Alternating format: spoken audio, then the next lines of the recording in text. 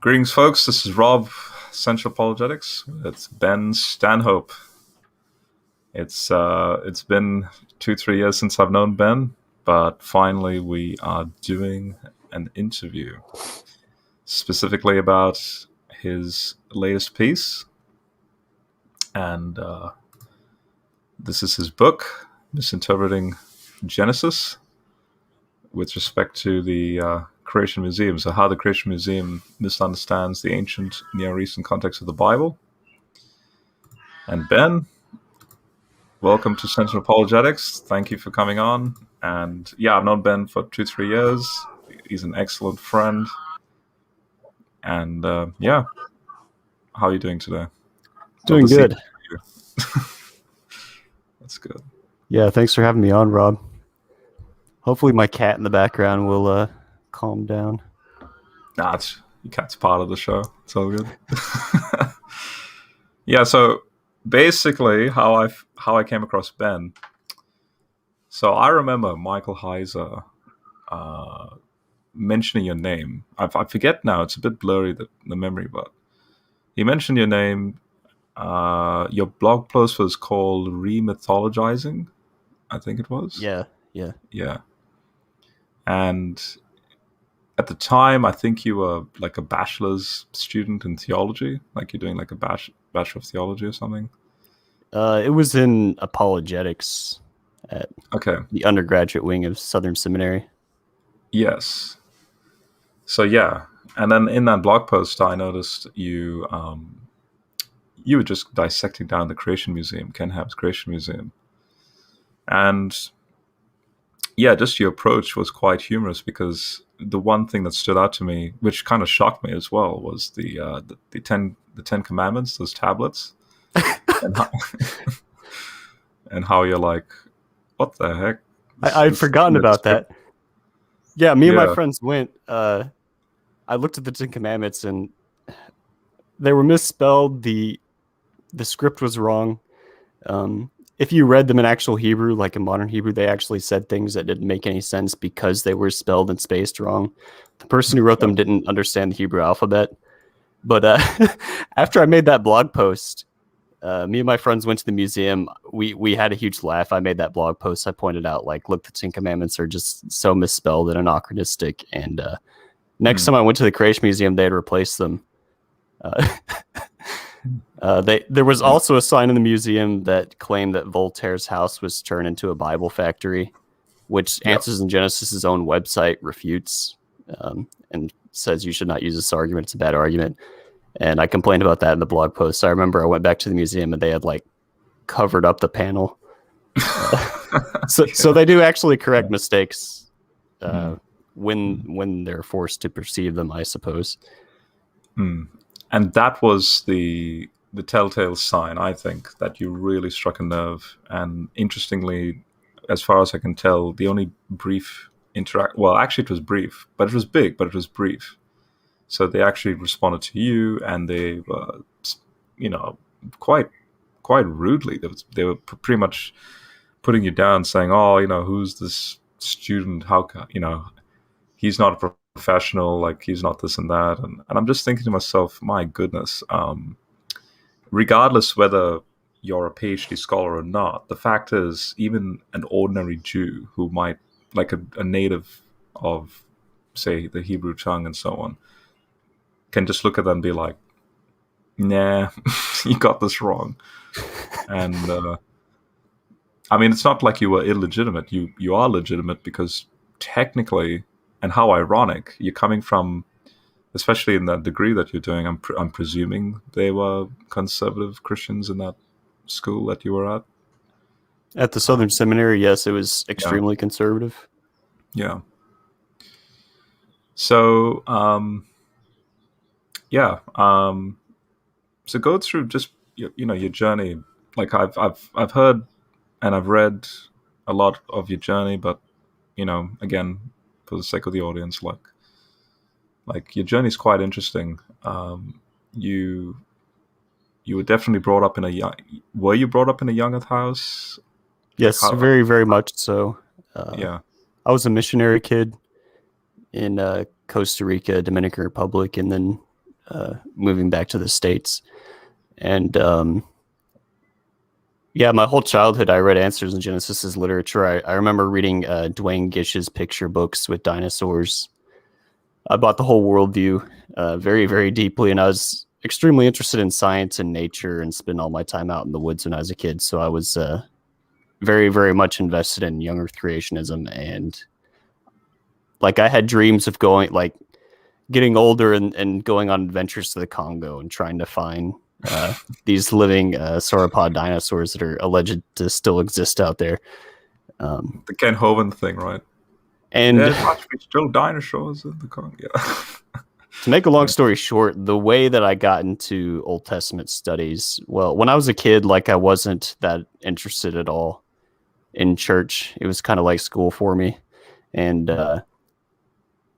But I was always interested in like old weird stuff, and the Hebrew Bible was like one part of church where like I really was. It was so strange that I felt a connection with it. And in high school, I remember I was particularly interested in ghosts and the supernatural, and I went online to look up information in the Bible with some issues I was having, and I found this guy Michael Heiser. These were some of, I think, his first blog posts he wrote dealing with ghosts in the Bible. And the way that he approached the topic was totally different than any pastor or, youth pastor that I'd ever seen had discussed it. He would show like ancient Ugaritic texts that mention the same Hebrew terms for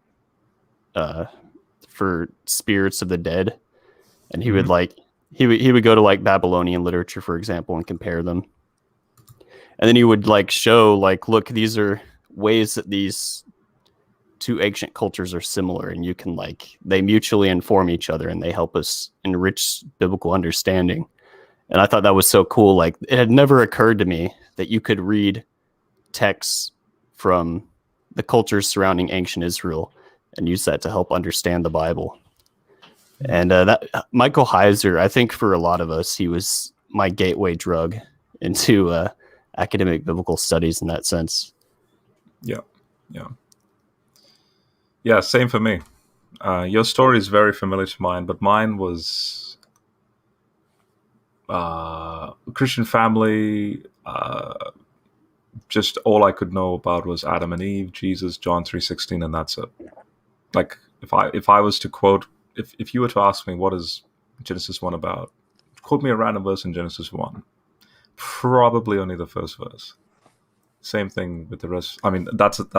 And then the rest of the Bible is just unknown to me. And I come from India, and you saw my testimony video interview, and yeah, so that background was basically, in other words, that background where it's a lot of superstition, a lot of paranormal in India, and so Heiser actually for me, so it's similar to yours, but it's a little bit different.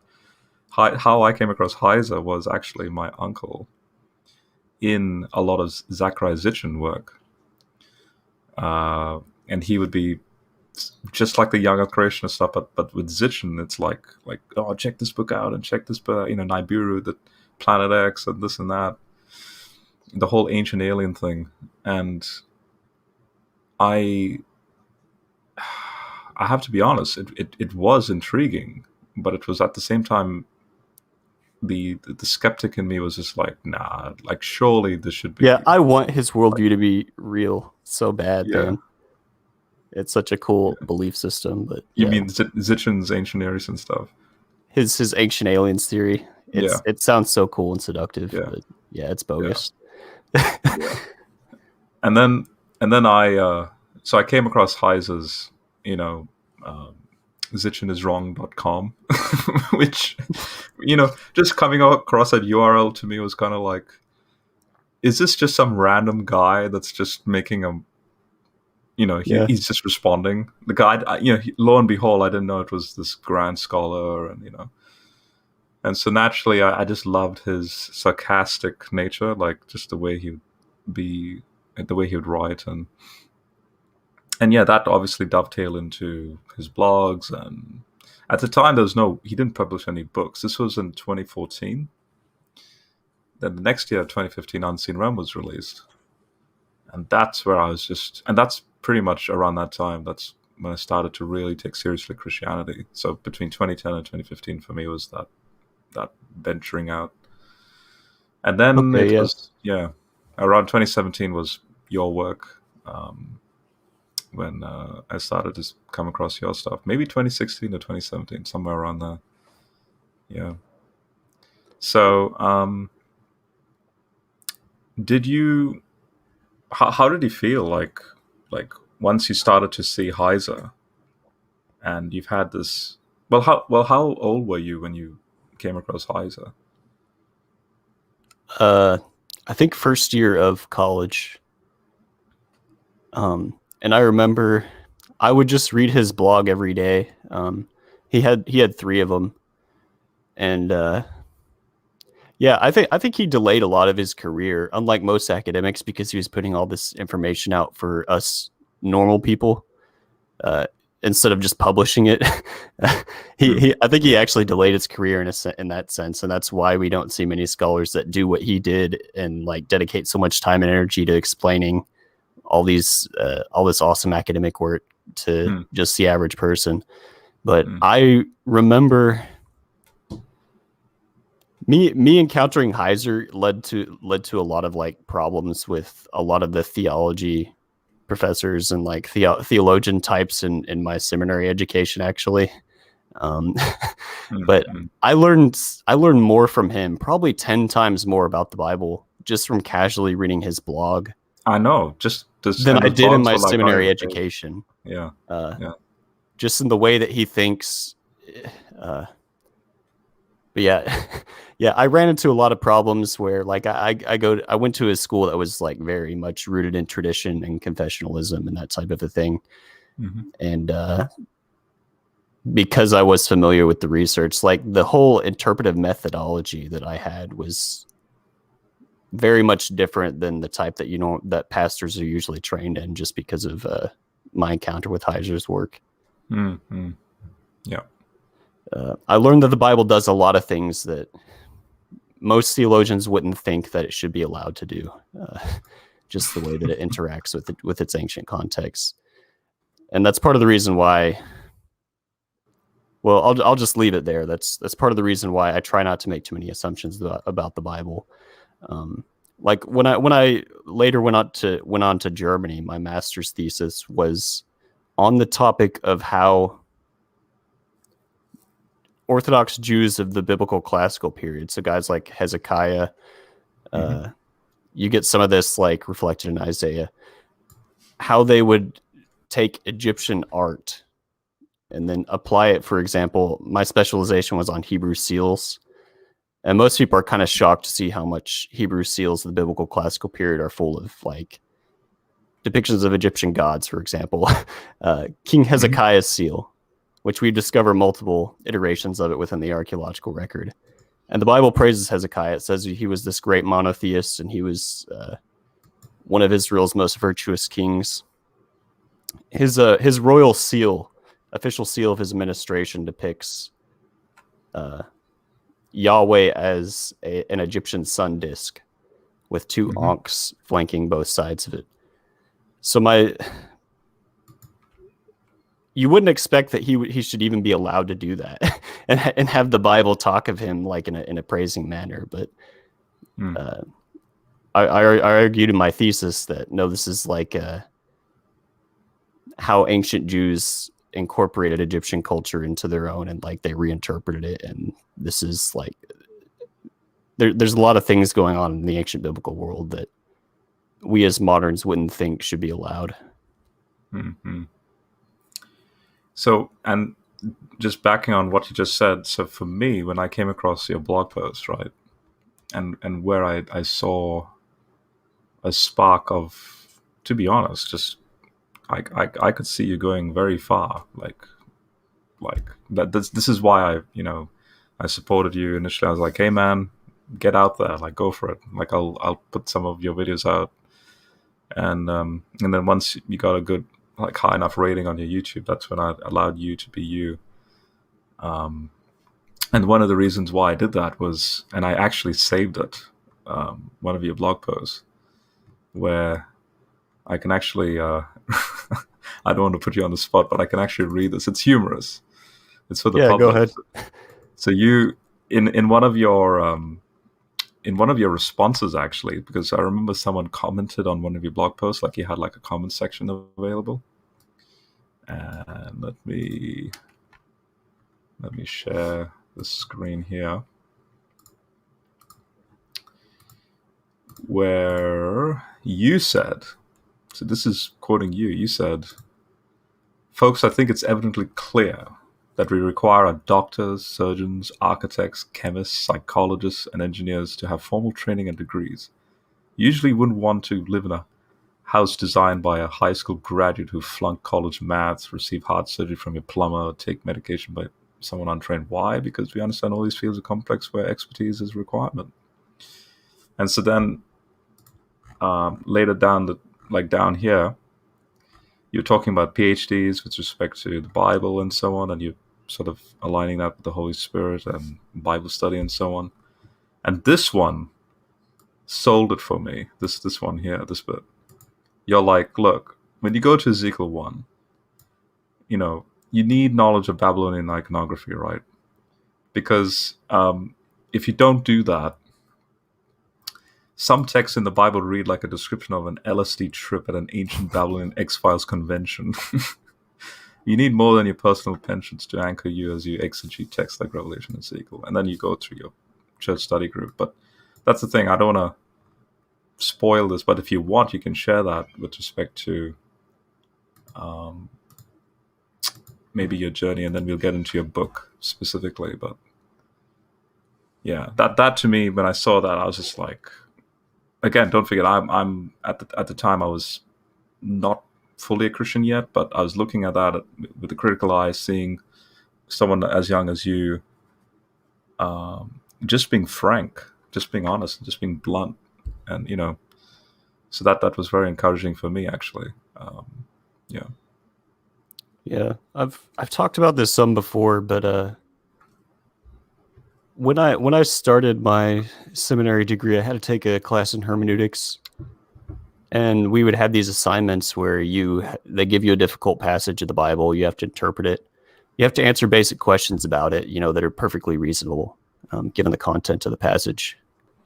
And you write a paper about this. And so I would go to the library, and I would get like every commentary. And just starting out, I was all into John Calvin and Martin Luther and reading the Reformers and Jonathan Edwards and everything.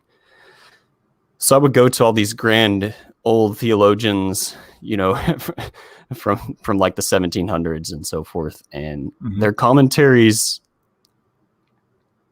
they would have a lot of emotional content. They would have a lot of like practical application type of content, but I noticed that they weren't particularly helpful with the issues that I was dealing with, especially like linguistic issues.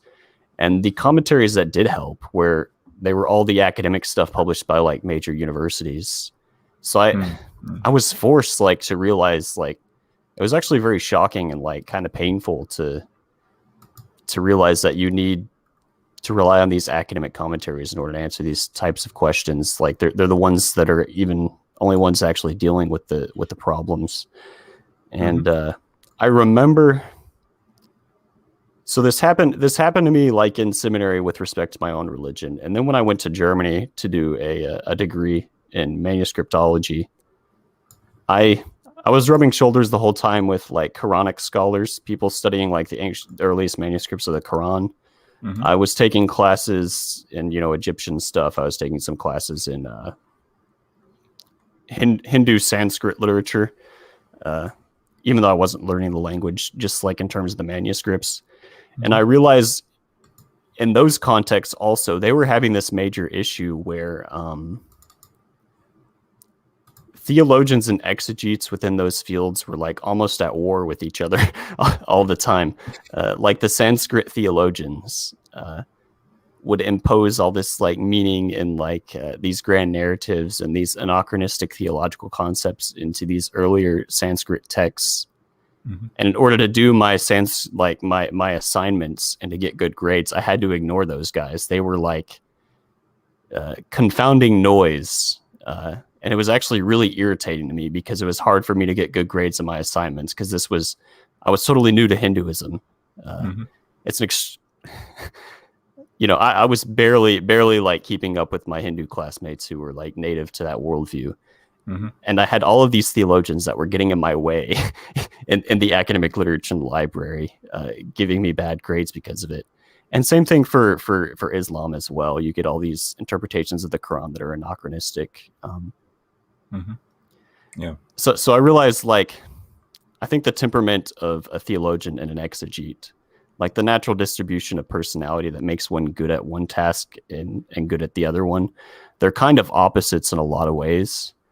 And I'm not saying that they can't exist in one person, but it's very rare that they exist together naturally in one person. It takes a lot of discipline, I think.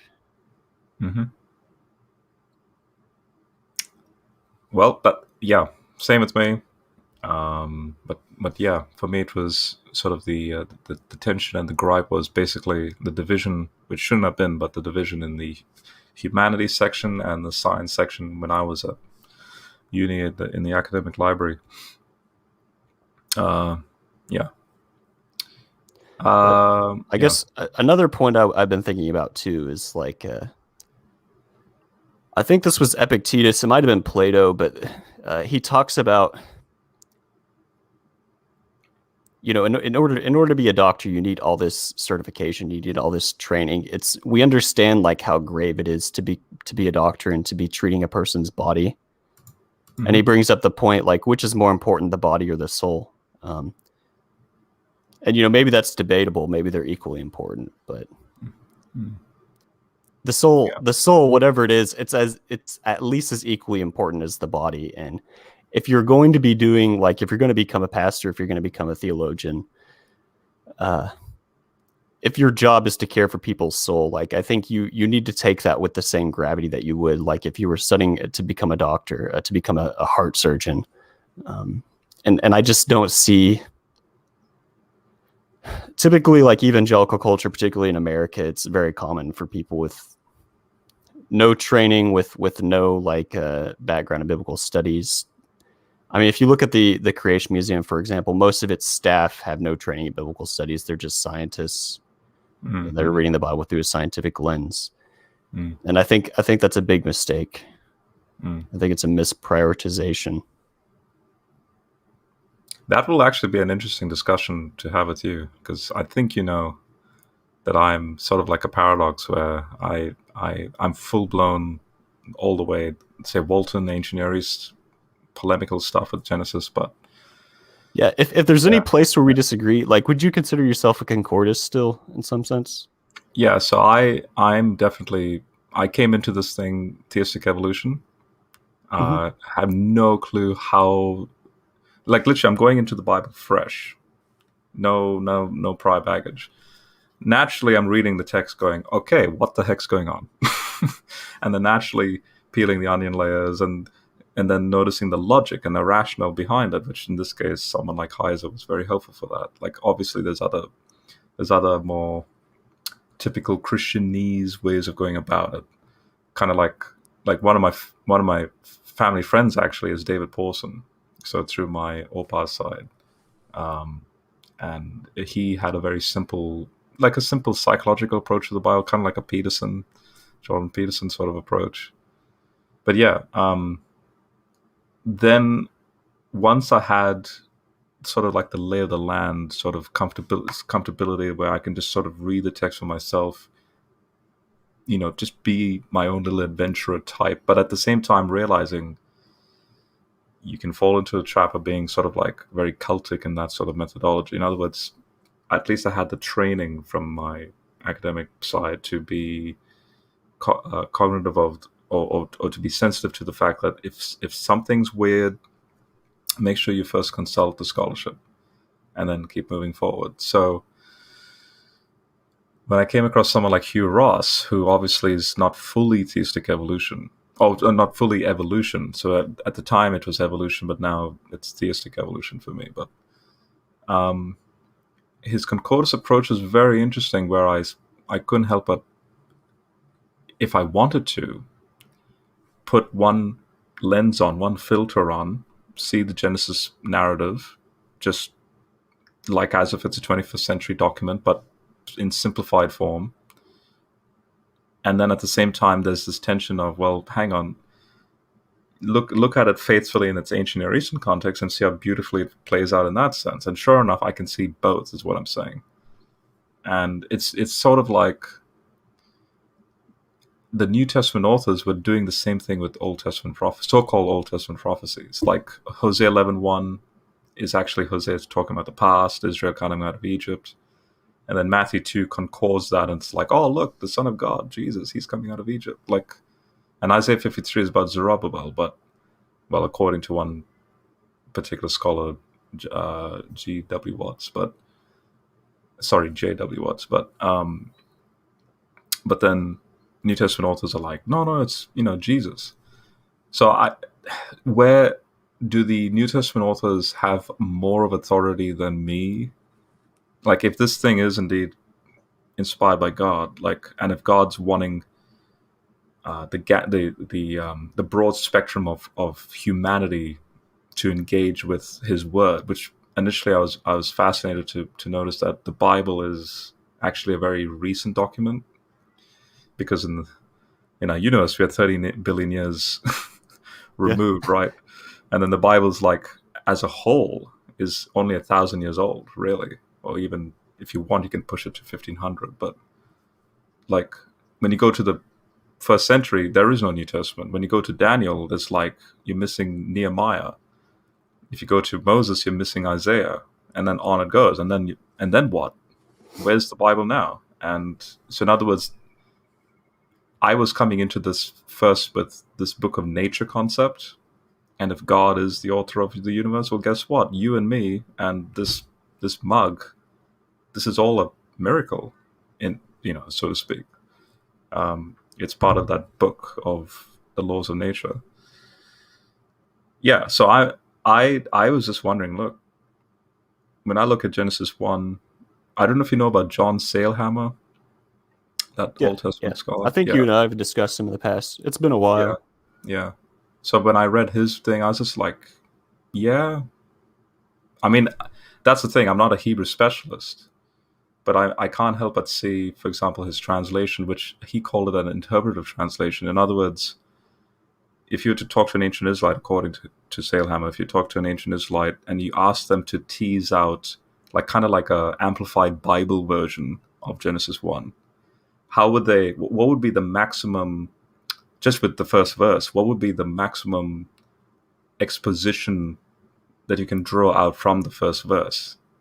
And he translates that like kind of like what you're getting at with in your book about, does Genesis 1:1 describe the absolute beginning?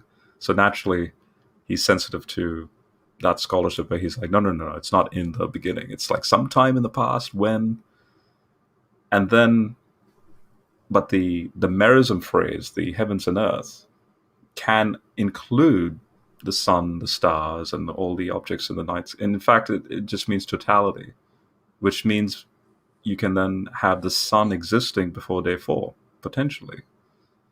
You see, that's my Concordist approach. And I don't know, I'm happy for you to, express your thoughts on that. You seem to have, like, I think yours is a much more sophisticated, obviously, understanding than most young Earth creationists. Would you say that it's kind of like it's Concordist in a sense, but I know you're also, like, you're not afraid of things that most Concordists are afraid of, like, Michael Heiser's lectures on biblical cosmology. Sure. And my book, which is like half of it's about that. So I guess you have kind of a middle view. Yeah. I'm that's pretty cool. It's interesting. Yeah. My thought experiment is, if I could go back in time, this is original to me in the moment when I was talking to Aaron Ra, actually, when I was debating. And that was an off-the-cuff debate as well, because I was how that started was I was just in a room with a friend of mine, at the guy that was the moderator, and he was trolling me a little bit, and he put Aaron Ra into the room, and then he's like, okay, debate him. So that's how that happened. But yeah, it was kind of like an epiphany moment. Like in the moment, I was realizing it. Like if I can go back in time and converse with these ancient people, this ancient culture, and this ancient culture is just absolutely fascinating because you yourself in that recent Courtship video you released with Paul Huh. Washer, like Yeah, we could talk about that too. Yeah, the Bedouin culture thing that book at the end, and in fact, to be honest, I want to just cut that last segment out where you just give like a summary of biblical, sexual stuff and marriage and courtship, and that's something that a lot of people don't actually. And I It's love, so yeah, complicated. I don't even understand it, and I've tried for a long time. It's so yeah, yeah, it's so especially with the complicated. ring, the nose ring thing, and Yeah, yeah, yeah. yeah. So the question I had was, we go into the DeLorean. We are Doc Brown. We go back in time, and then we have this kind of like the Star Trek mandate. Don't like shove our perspective onto this culture, like you saw in the movie, um, and so in other words, if we could comfortably communicate with them without alienating them one bit. So this is the challenge of the thought experiment. We talk to them about our Big Bang cosmology, but using their vocabulary without introducing anything new. What would that look like? And I can't help but see Genesis 1, because that's the only text I know of so far to come closest to what I perceive to be Big Bang cosmology. But I would say Genesis 1 would be it, because not only are you tackling polemically, say like the greater light, lesser light sort of polemic going on there, but just then the layout, the chronology, where then humans are last in the scene, and I can communicate as a modern 4,000-year-old, like into the future type person, going, hey, look, you and I as humans, we do come last in the scene, and the Earth did start as a water world, and there was chaotic conditions, and then landmass does appear midway through. And okay, I'll put this out there. I don't know if I shared this with you before, but the last sort of like needle in the haystack for me, or the last thing to check out, was which is actually a simple question I had. What How did people view Genesis in the last 2,000 years? Which I think was a question you may have asked yourself when you were a younger creationist. And obviously, young creationist material will be like, no, it's the whole thing's young Earth creationism. Mm-hmm. Have you read Calvin's commentary on verse 20 in Genesis 1? I've read a ton of Calvin, but it was back in early college. But so yeah, I couldn't tell you off the top of my head. Okay, so because of Heiser, I was blown away by Second Temple stuff, the Qumran stuff, and all that. Started looking into Dead Sea Scroll interpretations of Genesis 1. That then led into Talmudic commentary and early church father commentary, like Basil the Great. I noticed from the Dead Sea Scroll to Basil the Great to the Talmud, that era, they were all asking the question, due to Anaximander, the Greek philosopher who hypothesized that we come from fish, Mm-hmm. and the early church fathers picked up on that. So Basil is like, in verse 20, coming from the Septuagint, it says that the birds come from the oceans. So let the oceans generate living creatures and birds. So Okay, yeah. they were like literally Basil the Great's like, Oh, okay, yeah. evolution. Yeah, Well, that's very close to evolution. exactly. He hypothesized, do birds and fish, and I'm quoting verbatim, he literally says, well, all I can say is they seem to look like the same. They seem to swim, like birds have fins and fish have fins. They could be a one family. Now, Philip Schaff in the 1800s, the guy who's translating the fathers, he has a footnote that says, oh, this is monophyletic pedigree in evolution. Then Calvin in verse 20 says, so this is fast forwarding to the 1500s, and he's like, there are atheists in my day making a mockery of this verse because how can fish and birds be related? And then Calvin goes, I'll just leave it to God's wisdom for doing this. And then 1800s, Philip Schaff, Darwin. And I can't, that's just one example to me that really made me freak out, because I don't want concordism to be true, because I want Genesis 1 to be its special thing, like this ancient Near Eastern thing. But then it's creepy, because it's like, it's just like the prophecies of the Old Testament, that then the New Testament authors are like, well, it's about Jesus, and it's like night and day when you actually see their argumentation for it. And then that to me spooked me out, because it's like, this text is eerily very cutting edge. Like, yeah. So that's one example I can throw out. Yeah. I guess my understanding of the Bible is, I guess the mythic aspects, if you want to call them that, of the Bible, is like, it's very close, I guess, to Jordan Peterson. I remember reading his book, Maps of Meaning, and one of the arguments that he makes is you can kind of tell how true a mythology is, a worldview is, by how utilitarian it is. Like, if you believe this as the basic operating system of your worldview for engaging with the world.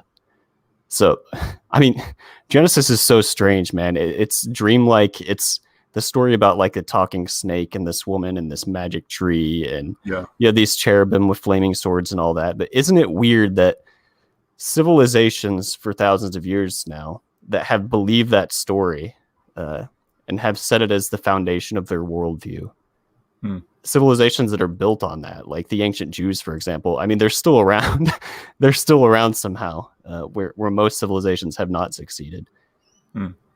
People that take that for granted as their worldview, like as silly as it may seem, it's extremely utilitarian, which is, I think, some evidence that there's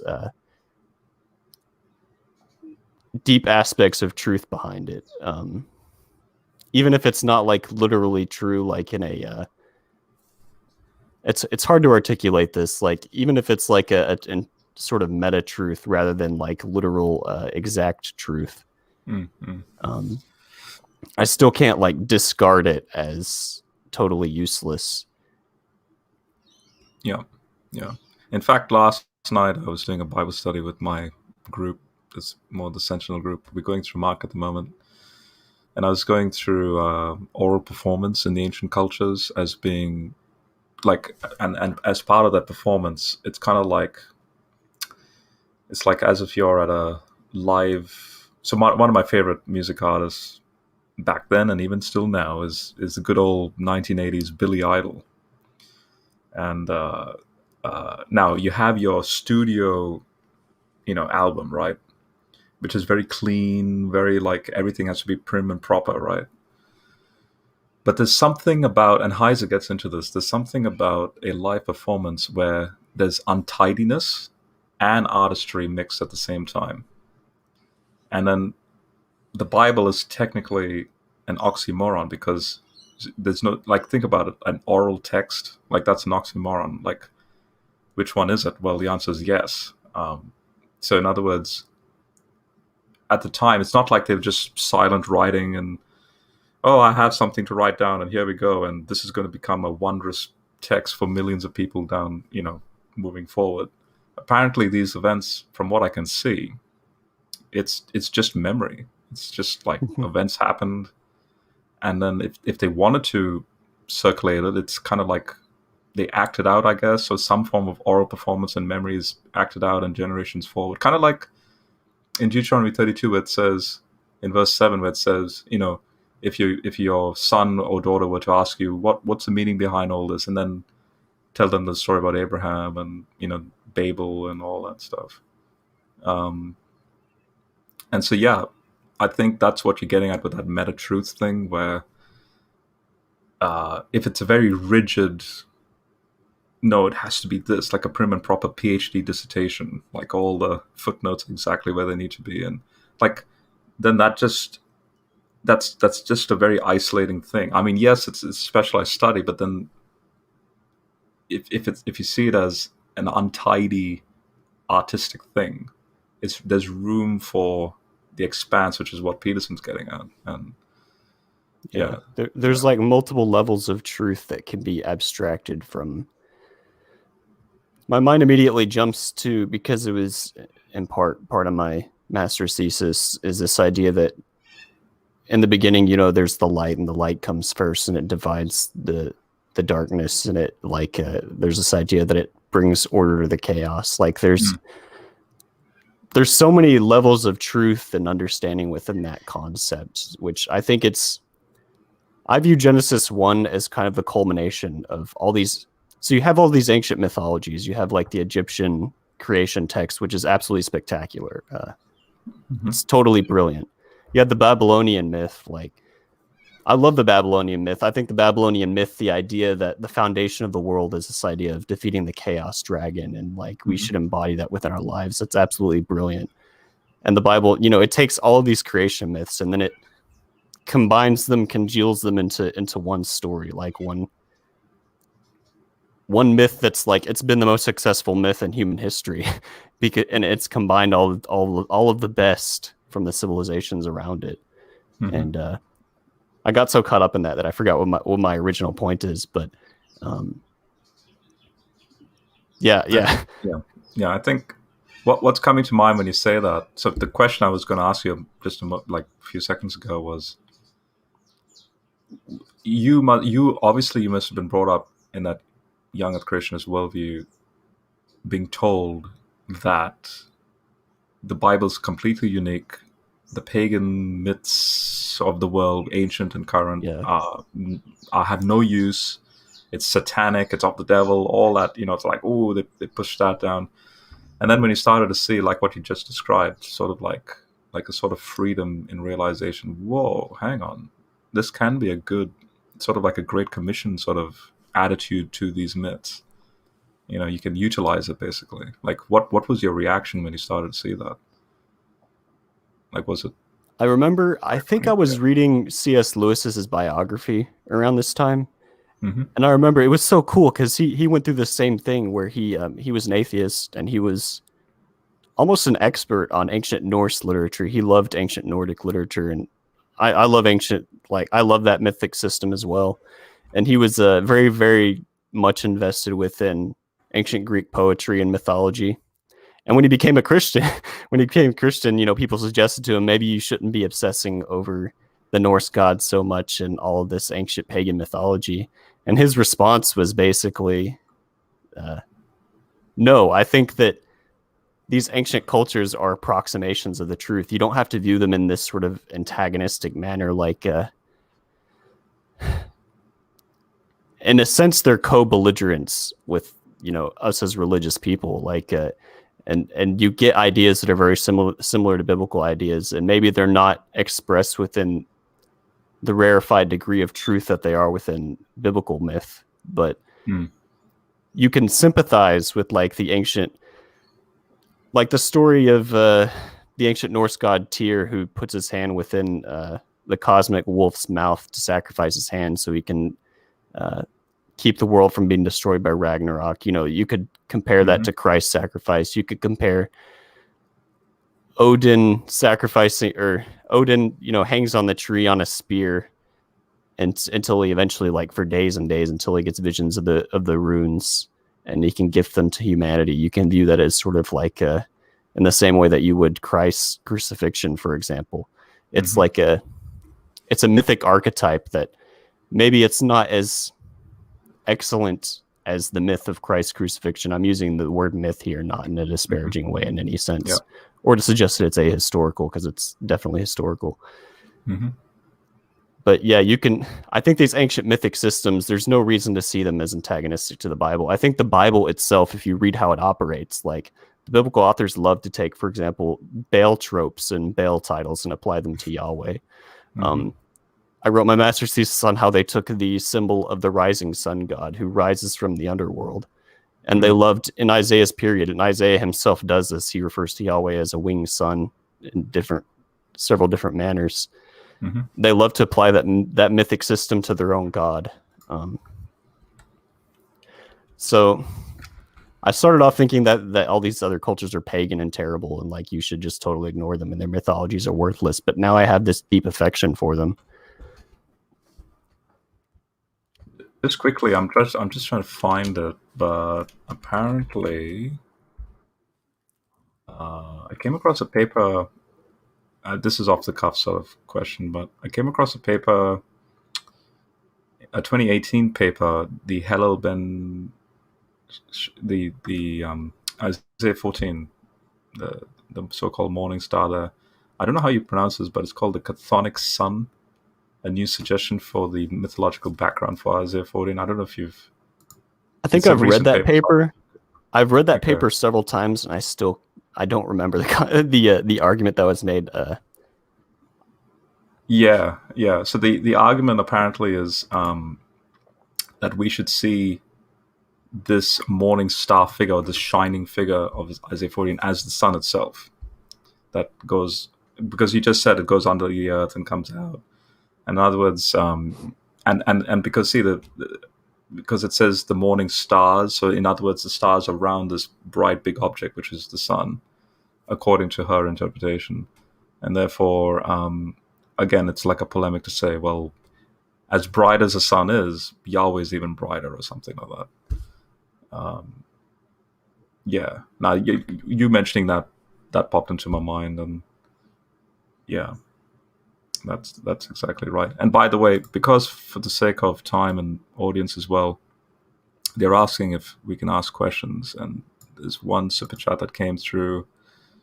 Do you plan to tackle any more of the evangelical fundamentalist type movements in the church related to Old Testament stuff? Your last one was brilliant.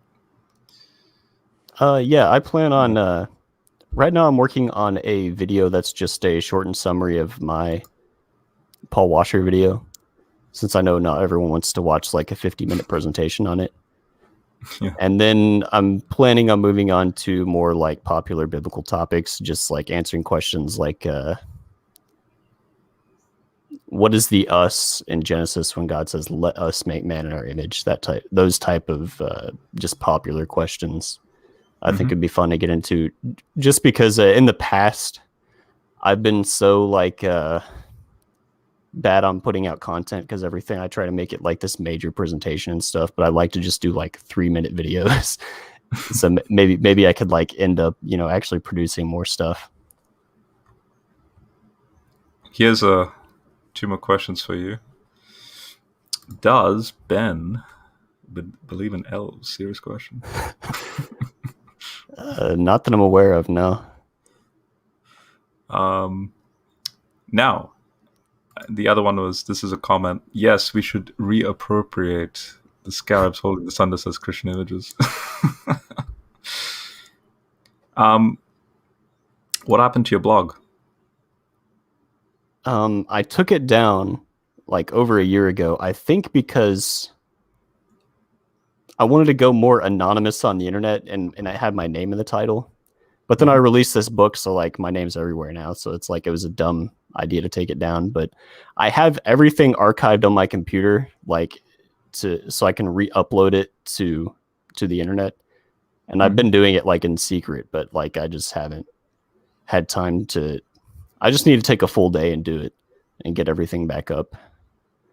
And I think also I've been using Facebook to like put ideas down, which is like, I think, kind of stupid because it's got such a limited audience. It'd be nice to actually like start making short blog posts. But I plan on doing that within coming weeks to get the blog back up. Sweet. Do it. Definitely. We will definitely support you in that. It was so stupid for me to take it down. I think I was just like in a depressed mood when I took it down or something. Like everything sucks. Everything I've written sucks. I do that a lot. But, trust me. No. But like, yeah, it was stupid because I had like tens of thousands of views on my answers in Genesis, like my original answers in Genesis post and stuff. Yeah. So it was a stupid decision. If you trust me, take it from me. If you're going to start fresh like this time around, like, it'll do well. So, okay, you want to discuss your book, some of the contents? Oh yeah, sure, yeah. Sweet. Okay, We can go the naughty route first, which is chapter 2, or we can stick with some pretty cool, just epic cosmic, epic sort of stuff, which is Leviathan, and then change it out into unicorns and other flying serpents. And maybe we could talk about some of the Yeah. I think like flying serpents and unicorns and some other topics I haven't discussed elsewhere too much. But Okay, it's good. whatever you're interested in. No, yeah, animal death in the fall is something that I think doesn't get talked about too much. Definitely, because I want to touch on things that you haven't interacted with publicly. So, yeah, take your pick. I have the contents here, and go for it. Huh. There's a lot to choose from. I guess one thing would be pterosaurs in the Bible. Watermelon eating T-Rexes. When I went to the Creation Museum, I remember this when I was a young Earth creationist. Like, there are places in the Bible. I kind of don't blame young Earth creationists for this because there are places in the Bible where it talks about flying serpents. I think in Isaiah and like some of the Mosaic literature, it talks about, the Israelites went out in the desert and they were assailed by these flying serpents. And part of this plays into my master's thesis as well, because I studied Egyptian literature and how it was used in the Iron Age in ancient Israelite literature. And one of the things that I found in my studies is that one of the most common depictions on Hebrew seals of the period are they're cobras and they have like bird wings. And it's obviously from an Egyptian origin. Yep. But the Creation Museum, for example, when you first walk in, they have a collection of, like it's the Hook and Kids, they have a collection of all these dinosaur displays, like dragon displays, where they're trying to argue that they actually believe that the global flood was in 2300 BC. It's like 4,000 years ago. And they date it smack in the middle of like the Egyptian Old Kingdom. And like right after the golden age of the pyramid builders, which is just so stupid. And like it's right in the middle of Sargon's conquest of Assyria. So it's like the height of the Assyrian Empire when they think the flood happened. But I'm going off on a tangent now. But you're hitting points. You walk in and one of the displays suggests that the winged serpents in the Bible are pterosaurs, that people like ancient Israelites were seeing pterosaurs in the Negev. And they were being attacked. The children of Israel were being attacked by pterosaurs, where they were traveling to Canaan. And what I found in my master's thesis essentially is this was like an Egyptian locution for a cobra, because like in Egyptian mythology, the hood of the cobra was often artistically like hyperbolized as wings. And then this creature was also, in a mythic sense, was connected with the divine seraphim, which are mentioned in Isaiah. And it's a really weird concept that like it kind of spooks people, I guess, that the word seraph means serpent in Hebrew. And most biblical scholars now agree, just based on art, based on like how certain depictions of these creatures within like ancient cultural context, that the seraphim in the Bible that Isaiah talks about, the divine creatures that are surrounding God's throne, were actually serpentine beings. And people that are familiar with Heiser's work will be familiar with this concept. A lot of ancient people associated serpents with divinity and wisdom. Divinity because they shed their skin. There's this concept of rejuvenation being associated with them. And this idea, of eternal life, which ties in with the gods, almost always in ancient Near Eastern culture. And then with wisdom, you can argue why they associated them with wisdom, but they definitely did. But yeah, so there's that aspect where they just, I think that's one of the more ridiculous claims in the museum, that people are seeing pterosaurs in the Bible. I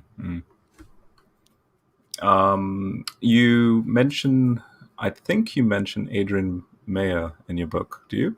Yeah. Yeah. What about, maybe you can sort of jive that in. Has she mentioned anything about an ancient Near Eastern sort of fossil hunting, or is that, because I forget now? It's been a while since I read her material, but I'm trying to think of a specific example, but she does mention Egypt. Like in Egypt, they had certain shrines that she mentions where literally tons of fossils. People like collected them together in Egypt within very fossiliferous regions, and they like dedicated them at shrines and had certain religious practices associated with them. Mm-hmm. But in terms of like lands like ancient Israel, I couldn't tell you off the top of my head. Okay, yeah. But I'm just wondering if that's, for those unfamiliar with Adrienne Mayer's books, she found that ancient people, like there are so many cases where this is just like, you can prove this, where ancient people discovered fossils pretty regularly, especially within like just geographies where fossils are common, and they had to invent explanations for them, and they typically tied them to ancient mythology of giants or dragons if they were dinosaur fossils, or she has an entire book about Native Americans as well, which they invent some really, really cool mythologies. Someone just said maybe the flood is a metaphor for Sargon's. Yeah. In my opinion, Bodhi Hodge is probably the most, in terms of just inventing wild theories on Answers to Genesis's staff, he's probably the worst. Like, I probably cite him more than anyone else in the book because of just the stuff that he writes. But he has an article on Answers in Genesis's website, probably several, where he tries to rechronologize the entire history of ancient Egypt, just because you can't have Egyptian civilization doing much of anything before the flood happens within their chronology, and they date it to the middle of the freaking Old Kingdom. And like the Narmer tablet that's in their museum is, I think it's like 10,000 years old. Like it's ridiculous how much of Egyptian history they have to compress until after their dating of the flood. Yeah. Now we can sort of like jump around. So the other one, because I just brought it up for the sake of convenience, I was reading, I don't know if you know about Carol Hill, but she wrote some stuff on the genealogies of Genesis, I think. Yeah, so she released a book in 2019, actually. I did not know that. She said this is like a work 20 years in the working, and it's absolutely fascinating. In fact, she has that hybrid Concordist view herself. So in other words, the Persian Gulf is where Eden's located, the floods in that same region, and because notice everything's happening in that Arabian Peninsula region for the first 11 chapters of Genesis. And here's a chart for the sake of convenience, because you have this is from her book, actually. That's the thing. I don't know if this is clear for everyone here. It's a screenshot, but yeah, she's going from Adam all the way down to Abraham, and she's showing the base 60 perspectives on these numbers. And that's another thing. When I was venturing into this, again, from a non-Christian background into this, I did find the ages to be having a sort of pattern, because the ages are just so clean. They're not entirely random. Like Enoch is 365, and go for it. If there was anything like that I could ask a biblical author, it would be, just because of all the time and personal investment I've spent, like in Genesis 5, the genealogy there, I would ask them, like, first off, what did the original text say? Because all of our three major manuscript traditions for the Hebrew Bible, the Septuagint, and the Masoretic texts, and the Samaritan Pentateuch, they all disagree on the ages in that genealogy. Yeah. So it's not obvious at all what the original was. And then, like, I argue this in the book, like, there are some cases where the ages that are given are just, like, it's so blatant that they have symbolic meanings. So I think Enoch, I can't remember if it's all the textual traditions or just the Masoretic texts. I think he lives to be 365 years old, which is the number of days, essentially in a solar calendar. That's it. Yeah. And you have like a Lamech, he's associated with like the number 7 over and over. But yeah, there's obviously like a mathematical cipher at play. Like there's mathematical patterns within them. There's no way that these numbers were randomly derived or that these were like exact and natural. You can just prove that mathematically, and I have like evidence for that in the book. But yeah, I want to know, a lot of scholars have pointed out there's a lot of similarity between how these numbers are treated in like the Sumerian king lists from Babylonia and how they treat the ages of their kings. And I spent hours and hours, like so many Old Testament scholars, like sitting there with a calculator trying to figure out what's going on and trying to like break the code, and I can't. We just don't have enough information. Yeah, you did take a photo in front of an Apkallu, right? So one of those sages, like antediluvian, and the Sumerian king list, I think it has Apkallu in that list. Or these kings or these humans are sort of associated with the sage in that list. I can't remember if it's them directly or if they're associated. But the point is the 7th in that list has a direct correlation with Enoch of Genesis 5, which again, and plus the ages given to those kings are like in themselves a base 60 number, and so why should this be base 10, which is the young earth creations? Adam literally lived 930 years, and then pretty much. So in other words, Genesis 5 is the only base 10 text in the ancient Near East. I don't know if you saw IP's video on that, where he speaks about. I consulted a little bit with him on it. Yeah, where Abraham is like. That's another part of it. Is there was a doctoral thesis by I think Craig Olson is his name, at Southwest Seminary in America, and half of his dissertation, and IP brought this up in the video, was just him trying to show, like, if you take these ages of the patriarch as literal within like genealogies like Genesis 5, then you apply them to the biblical stories, the math like very rarely makes any sense. It just doesn't mathematically jive, like it doesn't go together. And so the question is, okay, so like in a lot of these cases, it's so obvious that the biblical authors had to know that the math didn't add up. So you have to wonder, like, why didn't they care? Why did maybe scribes changed it over time within the transmission? And if they felt theologically allowed to change it, like, why would they feel theologically allowed to change these numbers and to treat them as fluid where they wouldn't do that with other texts? Mm-hmm. So there's obviously some sort of symbolic tradition associated with these numbers. And I think the biblical authors were totally upfront about it and understood that. Their ancient audience understood that. But for us to try to figure out what's going on is just so convoluted. It's one of the bigger mysteries within biblical studies. Mm-hmm. Here's what you were getting at a moment ago. This is from Carol Hill's work with respect to the differences. MT, Septuagint, Samaritan, there's the different years. And then this, now, I don't know if you've come across this, but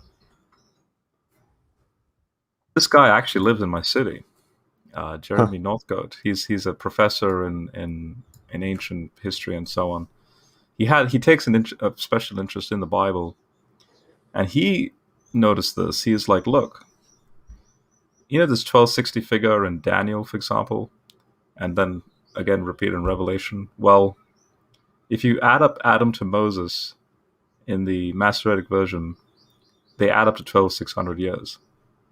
And he just found it an interesting thing, going into a lunisolar calendar stuff, and so with respect to the moon, I'm just throwing that out there. I don't know if you So I have no problem, like, theologically. I really don't care if the ancients believe that people lived to be 900. I probably don't believe them if they believe that. But, like, I'm just saying, like, as a person trying to understand what these ancient authors are getting at, like, there's so much here to try to unravel.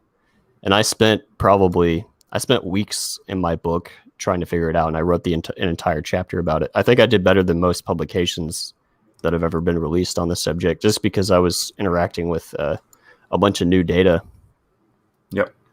But there's this idea that the genealogies are exact and that they're literal and that you can add them up, and then you derive this age of the flood happening like just straight through the middle of the Egyptian Old Kingdom, like during the reign of pharaohs that we know from their own chronologies. Like, we have Egyptian texts that discuss their reigns during those years, and they're pretty uneventful. And it's like right in the middle of of the height of the Akkadian Empire. Like, it's just so, that worldview of the Creation Museum is just so conspiratorial. Like, you have to rewrite all of history, all of chronology to a degree that it's just, I think, laughable. Yeah, you quotes Kenton Sparks. He gives a mathematical like statistic, pretty much like 8 decimal places away. Probability of this happening, right? The probability that that the numbers in Genesis 5 in particular, that they represent a natural genealogy, that people would have just died on these numbers ending in zeros or sevens and fives. Like, it's infinitesimal. There's no way mathematically that could be the case. There has to be some sort of rounding or mathematical cipher involved, mathematical symbolism.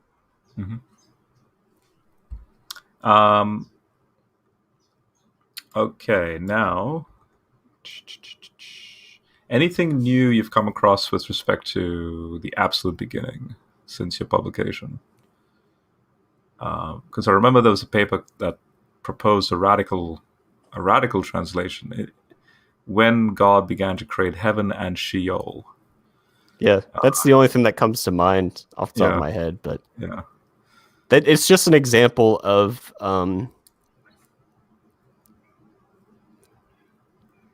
how all these assumptions that we have of the Bible, they can be overturned. Like, it kind of destabilizes you with understanding the text, like how easily new information can overturn things that we think that we know so well.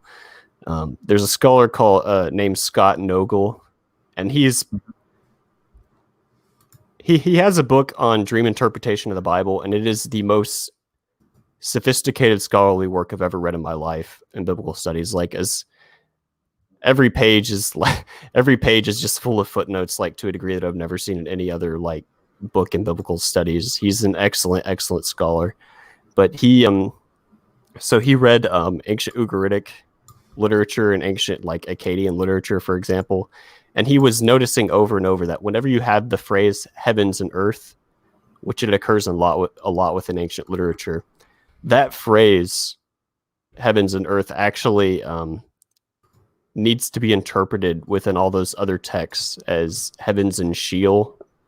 So it's this merism that represents like all of the cosmos, because the word aretz within Semitic languages, it has several meanings. One of the meanings is Sheol, and you see this all the time in the Bible, and biblical translators will translate aretz in many texts, for example, a lot of places in Job, as the underworld. So here's the problem. In ancient Ugarit and in Mesopotamian texts, the phrase "the heavens and the earth" is virtually always, it means the heavens and the underworld.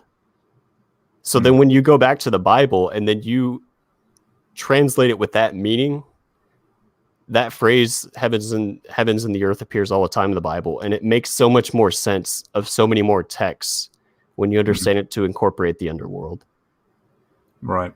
And so then, because we have this ancient tradition going back, like this post-Hellenistic tradition of understanding it as the heavens and the earth, we've always just assumed that it means literally the earth. And that doesn't actually make that much sense, considering the earth wasn't even created at that point in the text. But yeah, I think he's actually right. I think he's right. It does mean heavens and the underworld. Does this change the text theologically? I can't really think of any way that it does. But yeah, same. One thing that he points out that is so cool is that if you go to Enuma Elish, it also opens with discussing the heavens and the earth. And if you translate it as the heavens and the underworld in that text, it makes a lot more sense as well. Yeah.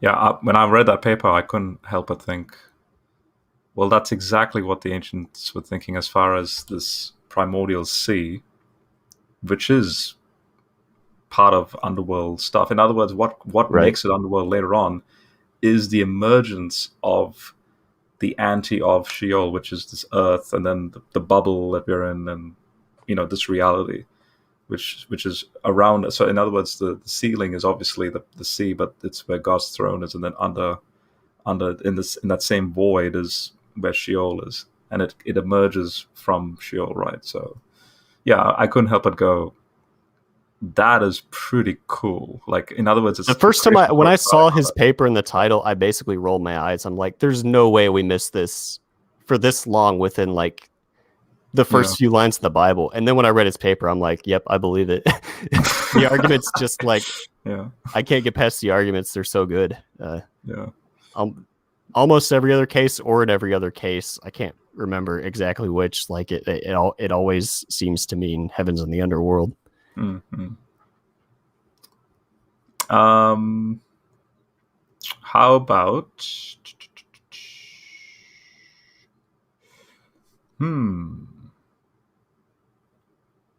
animal death before the fall? Let's tackle that. I think, and I like that you've positioned that pretty much just before a path forward. So, because that you can make all these sort of like specialized perspectives, which is basically from chapter 1 to 10. But where it really gets straight into the whole, I think the crux of the difference between young creationism and pretty much everything else is that topic. My favorite from you when I started listening to your material was when you made a very simple observation, which, by the way, me as an evolutionist, it didn't even dawn on me. It's because it's something that we don't really think about, but it's because you're coming from the background. It's like, oh yeah. So, for example, you mentioned scorpions. Having that, the designs that they have, and just the other day, for some reason, Facebook's been, these random videos that pop up as you're scrolling through Facebook. For some reason, I'm seeing a lot of Saharan desert, African wildlife, like lions chasing, bulls, and there's one particular video where the bull. Here's another thing. I could be totally abusing the name of these animals because I'm not in that field, but basically its horns. It's got itself hooked into the armpit of the one of the lions that are attacking it. But that I immediately thought of what you were saying, and that is, okay, this young creationist model is that all these species are apparently living in an idyllic state, like a non-combative state, right? But a lot of these paintings simultaneously have, with Adam and Eve in the photo, these bulls and these oxes with the horns. And then and I was just like, hang on a second. Why would God, if he's creating something perfect and in this idyllic state, already have defense mechanisms in place? And in evolution, I can explain why the horns are developed the way they developed. But yeah, it all came from a simple observation you made with the scorpion. And a scorpion's an excellent example because it's like, what did the scorpion look like before the fall? Exactly. The Creation Museum teaches that all these attack and defense structures, well, it's complicated. They have several different possible explanations. Like, one thing that young Earth creationists would tell me when I was one is that, like, these kind of like, God had the genes for all these structures embedded within these animals, but they didn't get expressed until after the fall, which sounds so much like evolution. It's just a form of evolution, man. Because like, you think of all the structural changes, like what did a scorpion even look like before the fall? Like the whole thing is covered in armor. It's got these massive pincers that it uses to hold things down so it can stab them with like this bulbous stinger. And it's like that stinger's got very, very complex toxins within it. Like, so like, what did God just create? And Answers in Genesis is literature. They have like this photo of a T-Rex that they love to show this photo for some reason. It's really stupid, but they show this photo of a T-Rex and it's got like these long teeth and it's holding a watermelon in its jaws. First off, it's anachronistic because watermelons are pretty modern. Like we had to genetically adapt them through natural selection or through artificial selection. I'm sorry. But they teach like maybe T-Rexes, the reason why they have long teeth is that they used them originally in the Garden of Eden to eat fruit and to eat like coconuts and watermelons and that type of thing, which I think is just so ridiculous. Like, what is the explanation for scorpions having a stinger? What were they using those for before the fall? It's very convoluted. But all right, so I have a chapter on animal death in the Bible, and I think this was the most important discovery, I think, to me when I was researching this book, because it was, so people don't know, like I went to a major academic biblical studies library, and I got every single commentary I could that related to texts having to do with animal death before the fall. And yeah, I had this stack of like all these books, and I went and read every single commentary, and many of the authors, maybe even most like academic biblical scholars, thought that there was a contradiction within like the biblical text. They thought that certain biblical authors believe that there was no animal death before the fall. And then there's other texts where they tend to imply and believe that there was. So like most scholars were arguing that people were like, the biblical authors are contradicting each other. And I spent weeks and weeks trying to figure out like what was going on, trying to figure out a solution to this, possible contradiction, because it didn't seem credible to me, this idea that biblical scholars would have just like not concorded with each other on this major theological point. And I came across a doctoral thesis by a guy named J.J. Van E.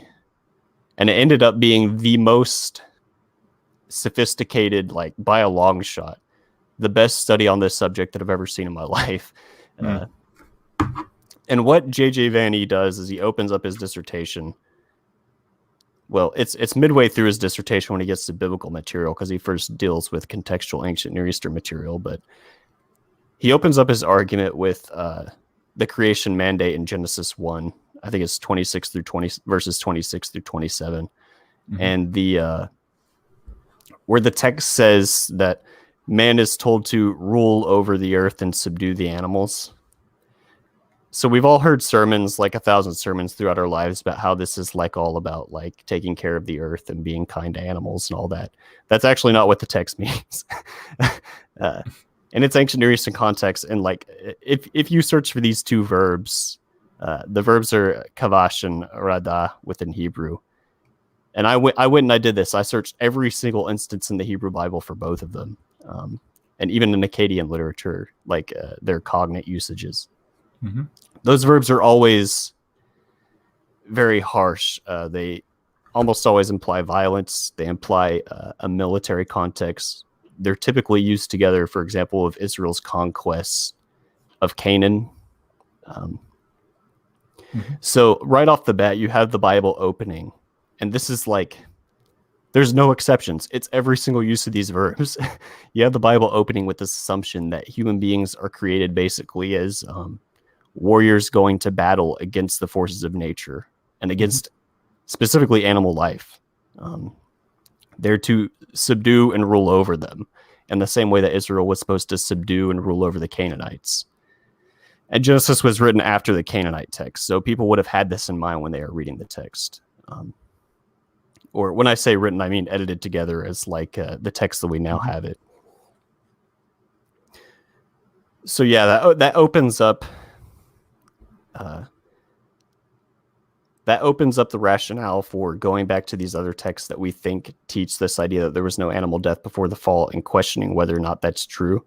And that's what I do in the book with, I think, 4 other passages. But yeah, that was always something that troubled me as a young Earth creationist in particular, both philosophically. It was very vexing because it just seems so unbelievable that like just only recently, like all animals were living in harmony with all these attack and defense structures. but also biblically, there are texts that praise, for example, in Job, it praises how majestic lions are in killing their prey, and it praises, I think, the griffin vulture and how it gobbles up blood. Job talks about and that type of a thing. Yeah. Mm-hmm. But yeah, for me, it was Psalm 8. So I didn't know about Vanny's work until,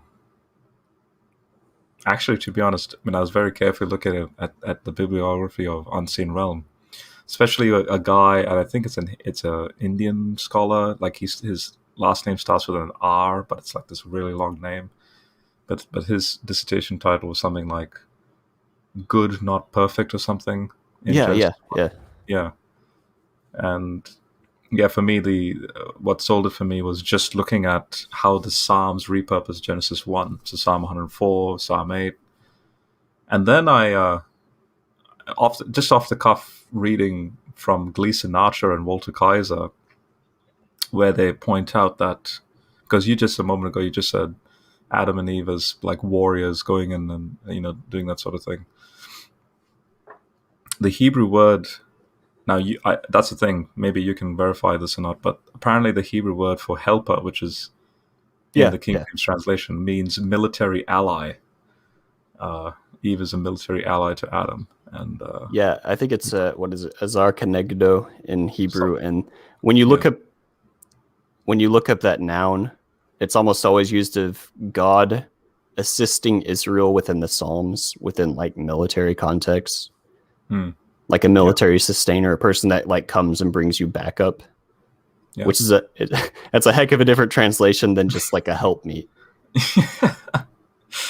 And I kid you not, I don't know if you know this, but Augustine actually, because he doesn't know Hebrew, I'm presuming, according to the scholarship that Augustinian scholarship, but he went along with that helper language. And he goes, well, in what way can Eve help? Well, just reproducing, just children. So therefore, I would rather prefer if Adam had a male companion. And I kid you not, it sounded a little bit metrosexual going on here. Like he was like, you could literally, if you had an agenda for the pro-gay thing, you could actually see Augustine being a little bit, in defense of that, because he says, imagine how much more in common two male guys or male friends would be than in saying this woman and guy. And I'm just like, Augustine, what the heck are you? Like, in other words, he's putting down women, and but that interpretation, you don't say prior in the Second Temple Corpus, because, and people should understand, like, all right, so this term, like a helper that Eve is designated as, whenever you look it up in the Bible, I think it always or almost always has a military context of someone that comes and aids you in battle, and then that is appearing in the same textual context we know now as this Great Commission, or the divine mandate to rule and subdue over the earth, which we know those terms are always in military context. So they mutually support each other contextually. Like, I think it's pretty clear that Eve was considered like the context. Someone commented shield maiden. Yeah. That should be a translation now. And this is actually, it's interesting because it actually changed my view of like our understanding of human nature. My understanding of human nature now is like, it dovetails, I think, a lot more with like evolutionary biology, for example, because I used to think human beings are these soft, docile creatures. We're created to live in a perfect world where there's no danger, there's no harm or anything. Aggression is like totally out of the question in any sense. It's not part of human nature. Aggression is a result of the fall. And this is what I naturally believed as a fundamentalist evangelical. And then when I understood J.J. Vanny's work, it's like, no, actually, the biblical texts are teaching this idea that human beings were created to rule and subdue, to like to exercise aggression from the beginning, like it's a good part of human nature. And that's I think that dovetails mythically with what we see with like just evolutionary biology and our origins. Yeah. My mind goes back to there was a time when I went to Florida on vacation, and I went to this tiny museum, and I remember in the museum they had this skeleton of a woolly mammoth that they had like pulled out of a bog, and there was like this huge knot in the mammoth's shoulder blade. And I remember walking up on it, just being amazed by the size of this thing. And then I saw like there were X-rays of the shoulder blade, and you could see there was a Clovis arrowhead point that had been embedded in it. The bone had grown around it, and that image is always stuck in my mind. Like, wow, that's what human beings are. Like our very recent ancestors were like taking down mammoths with stone spears in order to like feed their offspring, and that's how like males were selected of our species, and like how we. Like that's how we grew brains, because we needed all that animal fat. So it's I think like this is the way that like the biblical myth, like I think concords very well with this scientific reality of human nature. I don't think that we're soft, docile creatures, and like all of aggression and and like masculine traits are like these terrible results of the fall, and that right. I think we were created to live in the world that we're in a sense. Yeah. Now, I wouldn't be. I noticed we're touching on just the first chapter there, with a little bit of a extension to the Psalms and all that. But what about something like Genesis 9? You know, apparently now you can be carnivorous in your diet. Right. The first initial problem with that is before Genesis 9, when it talks about Cain and Abel. And Abel is himself he keeps livestock, and the biblical texts talk about him sacrificing that livestock, and the implication is that he would be eating the meat. Like that was his profession. That's how he survived, is by keeping livestock and, you know, presumably eating them. So if in Genesis 9, after the flood, if that's when human beings first start eating meat, that doesn't really make much sense, because, you know, God praised Abel. He thought he was a good guy, and apparently this guy was eating meat earlier. You also have before when Noah's taking animals on the ark, the text talks about he separates the animals from clean and unclean, which those are dietary terms. The assumption, it's sort of this vague hint that probably people were eating clean meat before this period. And what I argue in the book is that let's see. I wonder if I could pull up the text and we could read it. Do you want me to screen share it? Or sure, if you have it on hand. Okay. Tell me which page. So this is after the flood has subsided and the ark has landed. It's on page 201, I think. Yep. This is it here. And God blessed Noah and his sons, and he said to him, "Be fruitful and multiply and fill the earth. And your fear and your dread will be upon all animals of the earth and on all the birds of the sky, in which all creeps on the earth and in all the fish of the sea. In your hand they are given. All moving which lives will be to you for food. Like a green plant I give to you all." So this text is typically understood to mean that, you know, by young earth creationists, Ken Ham has a video in particular where he teaches this. They think that this is when human beings were first given the moral right to eat meat, and beforehand everyone was just vegetarian. But what I point out in the book is basically I take this from J.J. Vanny's doctoral thesis. The way that when you read Deuteronomy, when you read Leviticus, the way that they structure prohibitions, like formally in Hebrew, there's a very specific. Yeah. Okay. It's on page 204. Yep.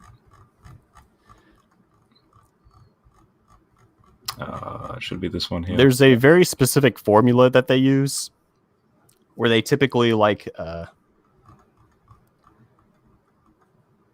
first, the text will talk about what's allowed, and then it'll talk about after that what's prohibited. And when it talks about the thing that's allowed, that doesn't mean that it was formally prohibited. It just means that it's triggering, it's setting up this formal Hebraic device of specifying the prohibition. And in that text, God basically introduces, okay, I'm going to give you a prohibition in relation to eating meat.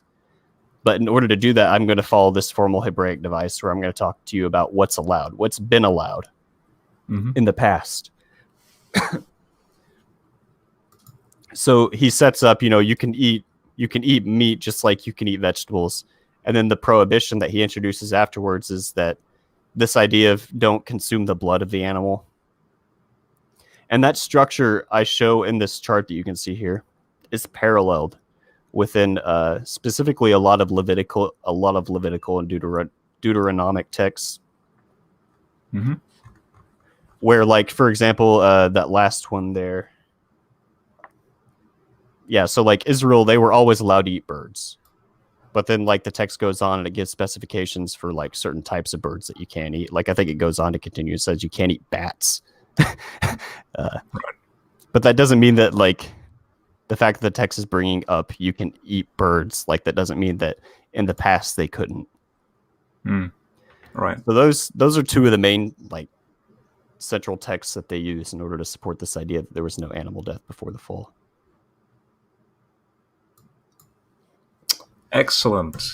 Now, have you come across any reviews of your work so far? I have, but they've all been like positive.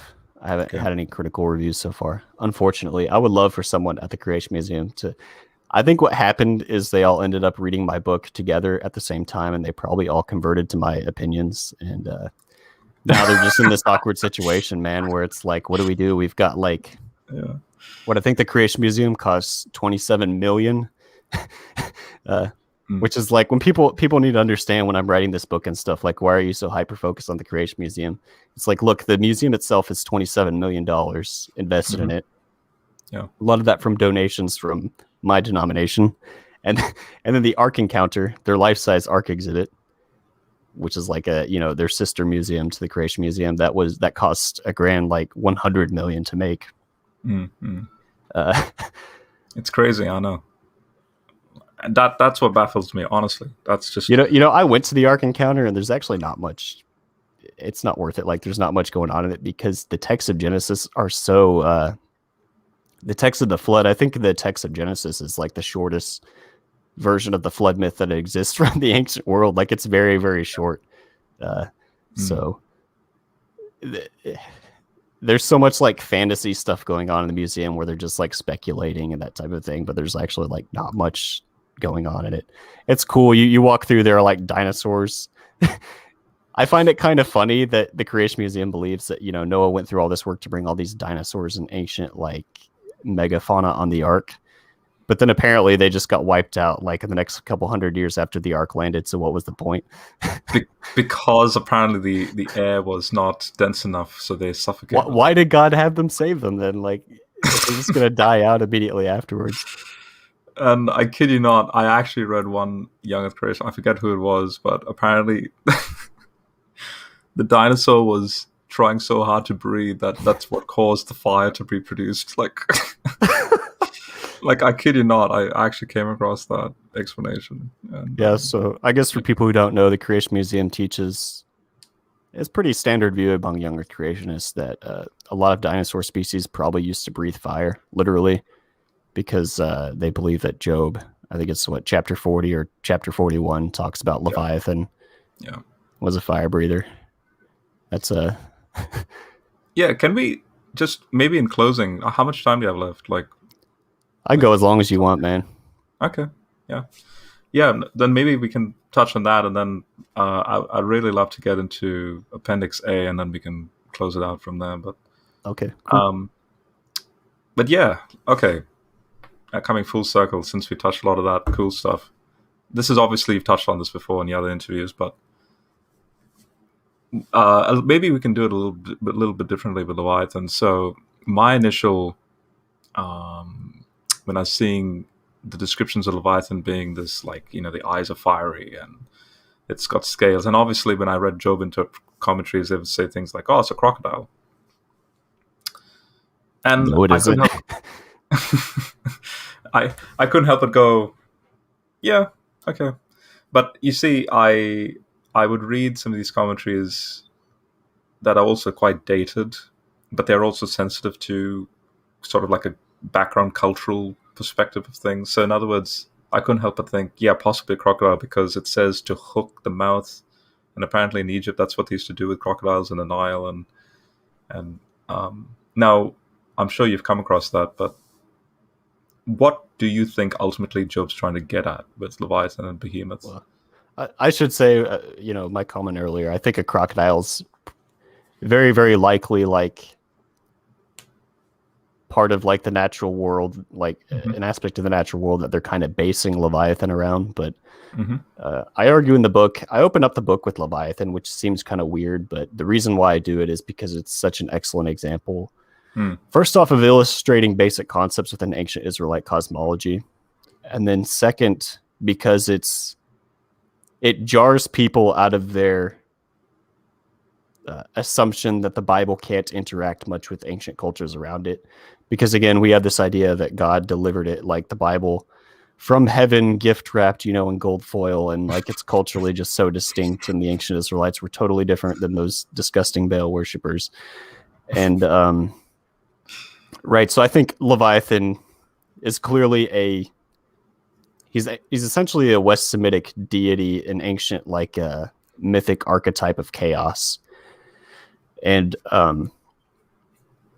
so every culture surrounding Israel had this concept, essentially, of so in Egypt you have this deity called Apophis or Apep, who's like, he's depicted in Egyptian texts. It's very interesting. He's depicted as the Ouroboros biting his tail, and you have Egyptian depictions of like, you have the circular flat disk of the earth, and then the ocean, the encompassing circular sea, what's called the bitter river within Mesopotamian depictions of the cosmos, is symbolically depicted as this great serpent Apophis. And that seems to be the explanation for why Leviathan is called the fleeing serpent and the twisting serpent in the Bible, is this idea, again, that he's chasing his tail, that he's this circular, he represents the circular ring of ocean that encompasses the entirety of the cosmos, or the ancient Israelite cosmos, the flat circular disk of the earth. And when I talk about this ring of river, this oceanic river-like ring of water that surrounds the disk of the earth, I'm specifically referring, for example, to the Babylonian tablet map of the world. Yeah, the Babylonian map of the world. It's an ancient tablet that depicts the cosmos. And the Bible itself, the Swiss Egyptologist Ottmar Kiel has discussed within several of his books how you have biblical texts that talk about God rules the entire earth from river to river, from ocean to ocean. So the biblical authors also use this idea of there's this circular ocean that surrounds the world, and they often call it the Great River, the same way that the Mesopotamians did, the same way that the Egyptians did. All right, so the reason why we know that Leviathan isn't a dinosaur or an aquatic reptile. I'm sorry. Ken Ham corrected me one time. You can't say that marine reptiles are dinosaurs, technically speaking. Right. It's funny because he made that whole point, but he never actually dealt with my argument about Leviathan. He just proved me wrong in that aspect. But so Ugarit is a city north of Israel in Syria, and it has the closest ancient language to biblical Hebrew that we've ever discovered in the archaeological record. So there's a lot of terms and phrases in the Bible that only appear once or twice, and we don't really know their meaning, but we can go to the Ugaritic texts now, since we've discovered them since the 1900s. And we can find out the meaning because those terms will be used in the Ugaritic text, and it just gives us fuller context of the Bible and its language. Yeah. And the Ugaritic texts mention a creature whose consonants are spelled LTN, Lotan, or Litanu. And he is called by he's this giant chaos serpent that the god Baal has to fight in relation to creating the world. Or actually, in the Baal text, it's not about creating the world, but it's about sustaining the created order. And Lotan, just like Leviathan, over and over in Job, he's he's called titles like Yam, which means the sea within Semitic literature. He's associated, with like the great river that encompasses the earth, the circular river that encompasses the earth. And the Ugaritic texts, he's specifically given the titles Fleeing Serpent and Twisting Serpent, it's an exact Semitic cognate, both phrases, with the biblical literature, with texts like Isaiah, with texts like Job. So there's no way that this is by mere coincidence. Both cultures are sharing within like this same ancient sort of Canaanite. It's very, very, very, very old myth. And yeah. So and this is connected to Hydra and so like this can extend out into astrology and Hydra and so this picture that he's put up on this that Rob's put on the screen now, you can see that the thing has 7 heads.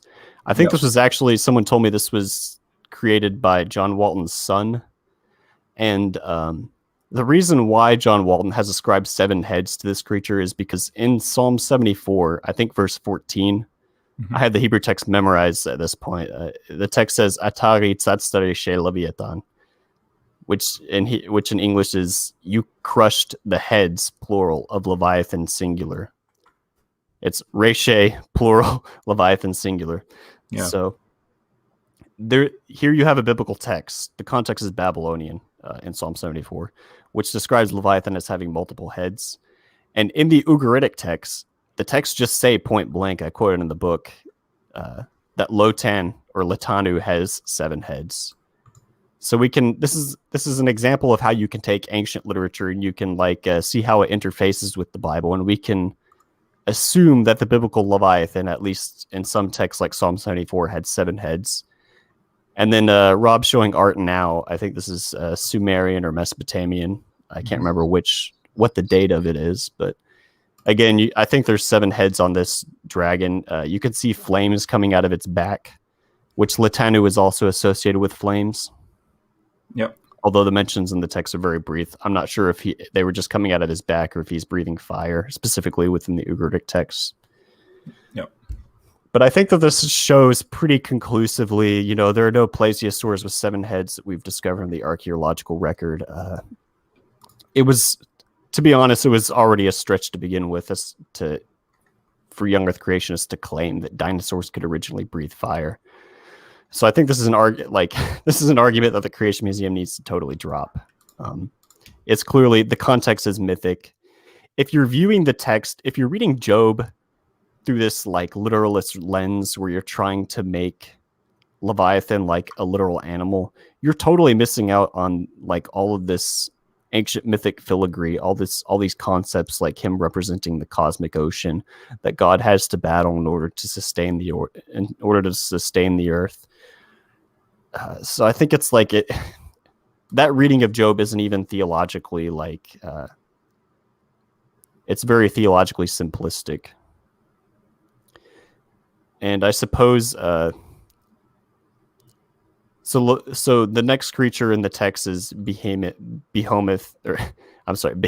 and I won't go all into that right now, just because I assume we're going to be closing out soon. But yeah, sure. My understanding of Leviathan is why I think Behemoth is also a mythic creature, because he's considered like an ancient Jewish tradition, and in the text he's always considered as sort of a dyadic twin literarily with Leviathan. So I don't think there's any reason to just assume that Behemoth is also going to be this natural type of an animal. I think he's a cosmic representation of chaos in some form. So basically he's a bull, right? Exactly like in this depiction of the Antichrist riding his bull. Yeah, there are some ancient Jewish manuscripts that do, the earliest depictions of Behemoth I can find are pretty bull-like. Yeah.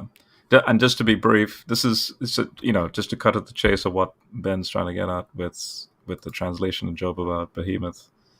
It's going to be graphic, but I'll just read it out. It's even in the I derived this from a Brill document. It's called like Wrestling with Leviathan or something. I could be getting the name wrong. I love that book. Yeah, I guess published in 2019. Yeah, very recent. But here's the translation. In fact, this is the blog post that CMI, in a very brief, like, oh yeah, Rob Rowe, this internet online apologist, has said the same view, but he doesn't even show like what I showed over here, which is technically deriving it from the book. But basically, the translation should read like this: Please observe Behemoth, which I made along with you. He eats grass like an ox. Now take a look at the strength that he has in his loins, and in the muscles of his abdomen. His penis protrudes stiffly like cedar. The sinews of his testicles interlink for strength. And it's graphic, but that's like, think about it. Are there external testicles with respect to dinosaurs? No. But the King James actually got it really close. The sinew of its stones, or it's like, the interlocking of the stones, and that should The be a Hebrew giveaway. term for test that you have translated as testicles there is pachad, which it's a vague term in Hebrew because it doesn't appear often, but we know its meaning based on Aramaic and Arabic cognates. In Aramaic, translations of ancient biblical texts, and it means the testicles in those texts. So that's why, and the poetic structure, you have his tail, he stiffens his tail like a cedar, and then the next like couplet parallel within that verse is the sinews of his testicles are knit together, basically. So that the parallel structure of the verse demands that the meaning of the first has to in some way echo or be like similar to the second part of that verse that talks about his testicles. So that's part of the reason why a tremendous number of scholars translate his tail as a euphemism for the penis. Mm-hmm. Yeah. And also, just quickly, I wanted to show you this. So this is with the local study group I run. The last book we were looking at was Revelation. I went all out on Revelation 12. Let me just bring it up again. With respect to, because you were talking about Leviathan, and this is Hydra. And there you go. There's the added context with respect to the heads, the number of the heads, and specifically the tail. I found it quite interesting. Let me show you this. I need to copy that to the right. So apparently this is from a cuneiform tablet from Uruk, 2nd century BC, where you have, this is Hydra, there's Leo, and then there's, I think it's Corvus or the Raven, and then it's near the end of the tail, and there's Virgo, and this then leads to, quite fascinatingly, when scientists look at the specific stars associated with the end of the tail, as you can see here, this can lead to famous sightings of meteor showers from that direction, which is in this graphic photo here, which means, hypothetically, what if in Revelation 12, when it says 1/3 of the stars fell from the tail? Whoa. Well, yeah. Is it quite possible that because it's a common thing in the ancient Near East to see from that direction, a lot of the comets flying from that direction. And specifically, my argument is that this is all originating at a specific date. So like the sun in the midst of Virgo, and there's the moon at a feet, and there's Hydra here, and there's Corvus, and it's in this direction here. So notice Scorpius here. Libra was part of the claws of Scorpius. So, and then you have the scorpion tail, and there's the Milky Way down here. So, yeah, it's just one of those, again, those classic, like, meta truths, meta mythic stuff going on. And I just wanted to throw it in there. Yeah, that's fascinating. There's I've never studied deep into Revelation. I know you definitely have at this point. I guess yeah, it's a very, very daunting text, I suppose. Yeah. That's the thing. It just confirms. I mean, when you started with Leviathan, it's like, don't you realize that? Like, this is me talking to a young creationist. Don't you realize you already have Leviathan language in Revelation, and it actually goes out of its way, because the Psalms just says heads plural, and then you have the cuneiform or the photos I just showed the audience, like in the many heads and so on. But then you have explicitly in Revelation how many heads there are, and the crowns on each head, and like, does this actually exist in reality? And obviously the uncreationist goes no, because it's just imagery for Satan. And I'm like, well, hello, it's the same thing with the other. Because John's borrowing from Leviathan imagery, and yeah. Okay, the last point is the Creation Museum Sins, which is a name of one of your videos, but basically hoaxes, misinterpretations of dragon legends, and basically in this case, like, probably the worst one in my opinion was that Aboriginal art. That yeah, I haven't talked about that one much. Yeah, that you see, I kid you not, I actually didn't know how to handle that, because I was like, hang on, is this legitimately like an Aboriginal, like actual legitimate Aboriginal art? And I was actually trying to look for evidence for that.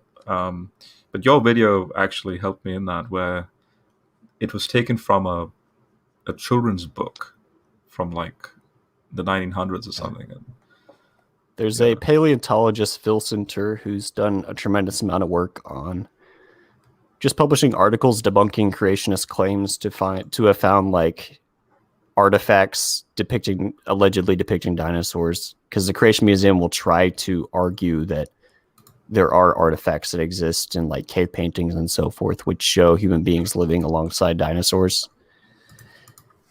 And Philip Sinter, he published this. We're talking about stuff by the way, to the audience out there. Oh, look, that's the Narmer tablet. Yeah. But so the Creation Museum, they have like lectures, and I think in their books where they like show this Aboriginal painting of a plesiosaur. I think I have it on page 252. Yeah.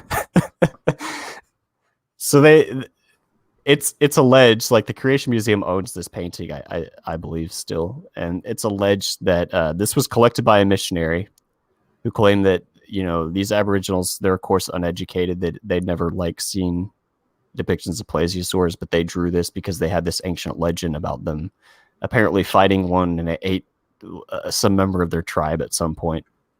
And Phil Sinter, like he noticed, just like looking at this old let's see,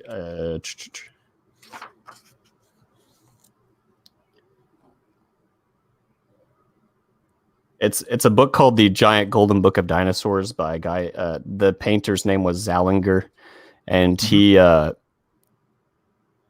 it's this old dinosaur picture book, and it's older than this image, where it depicts a painting of a plesiosaur, and that painting of the plesiosaur, like if you overlap it with this image, it matches perfectly identically. So that it basically proves like these Aboriginals, whoever painted this, they were tracing, like it's the same size and everything. They were tracing that image from that picture book. And this is like one of the Creation Museum's, main pieces of evidence in the past. This is a very, very popular image on younger creationist sites to try to show that man lived alongside with dinosaurs. It's a tracing from a children's picture book. And you see that now. I'm just putting this out there to the audience out there, like, because I saw the answers in Genesis, one of those public talks that they give, in front of an audience, and this was brought up, and I felt sick in the stomach, because this is deliberate lying. Like either they're deliberately lying, or they just don't know its origins, and they haven't bothered to check. Okay. This is like same thing happened to me very, very recently.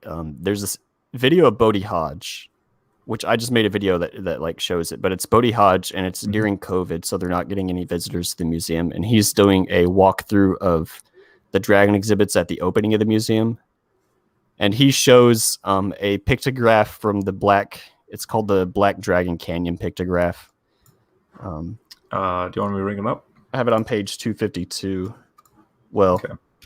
Page 250, and then 252 is like the digital enhancement of it.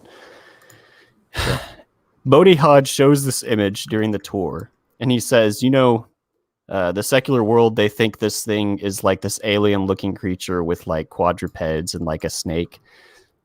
So he had, like, in order for him to even say that, he had to have seen or be aware of Marvin Rowe and Paul Bond's journal article where they disprove their interpretation.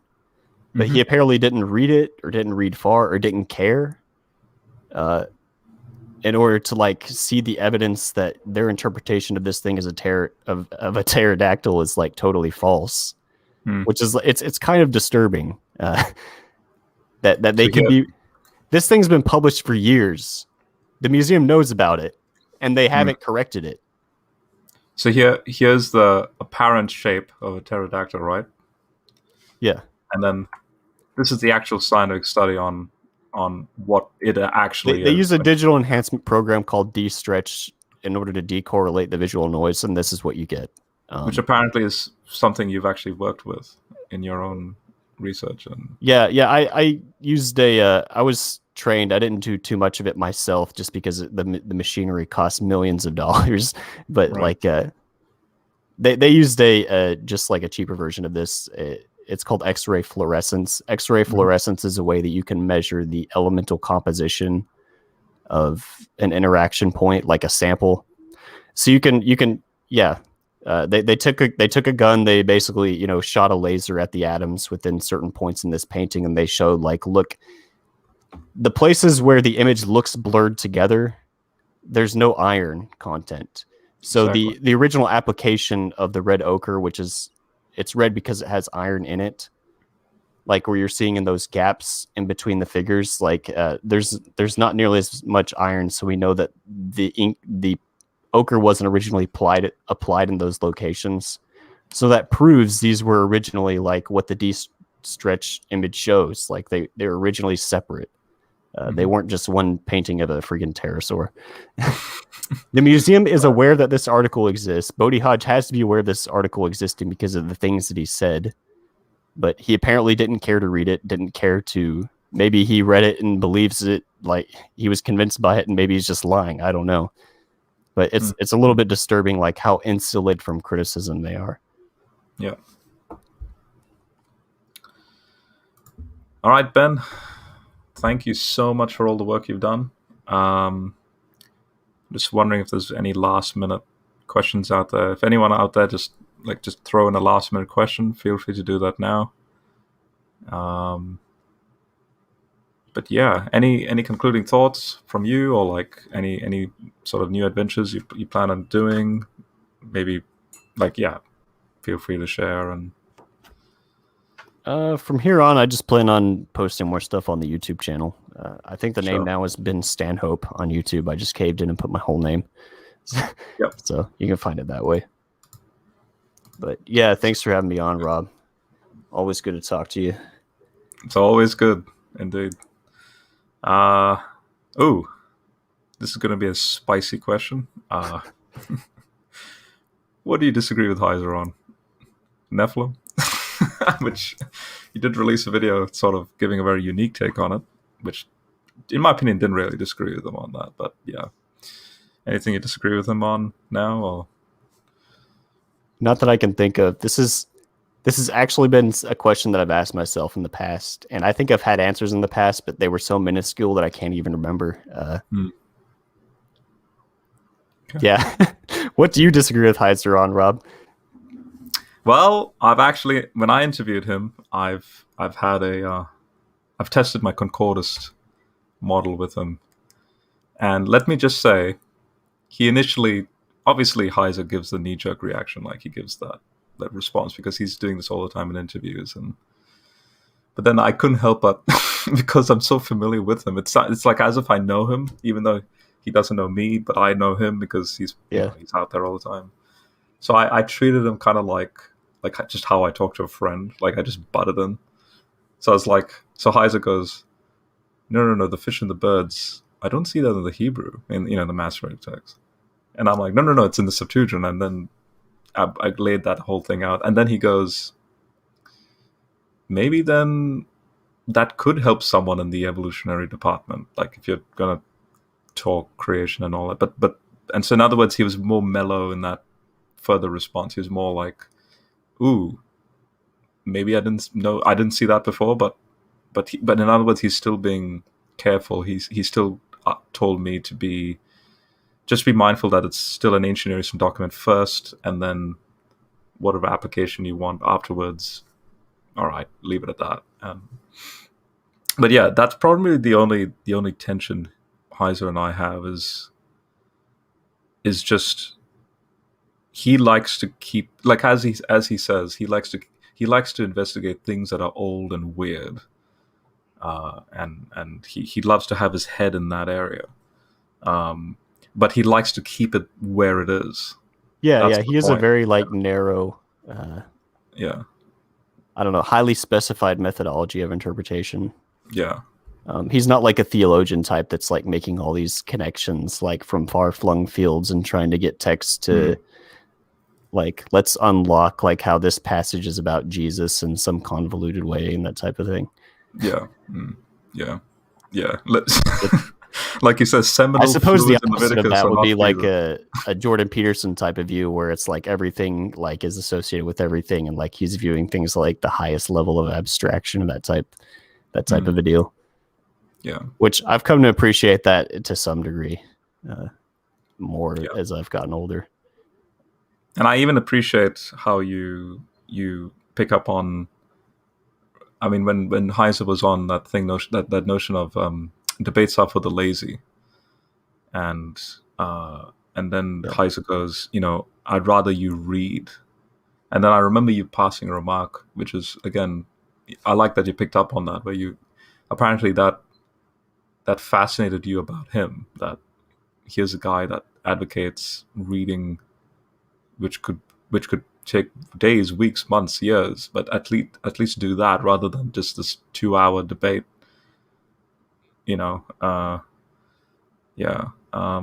forget now where you said that, but I remember you saying that sometime. Maybe it was a Facebook comment sometime, but yeah. And I'm just seeing if there's any other questions. I did want to ask you. I don't know. I don't want to keep you too long, but I'm just curious. Is like the whole courtship movement that I made a previous video on. Private. Is that a thing in Australia? Like, was it popular? Like, man, it was just inundated in like evangelical culture when I was like going through high school. Yeah. So, like, did it affect you?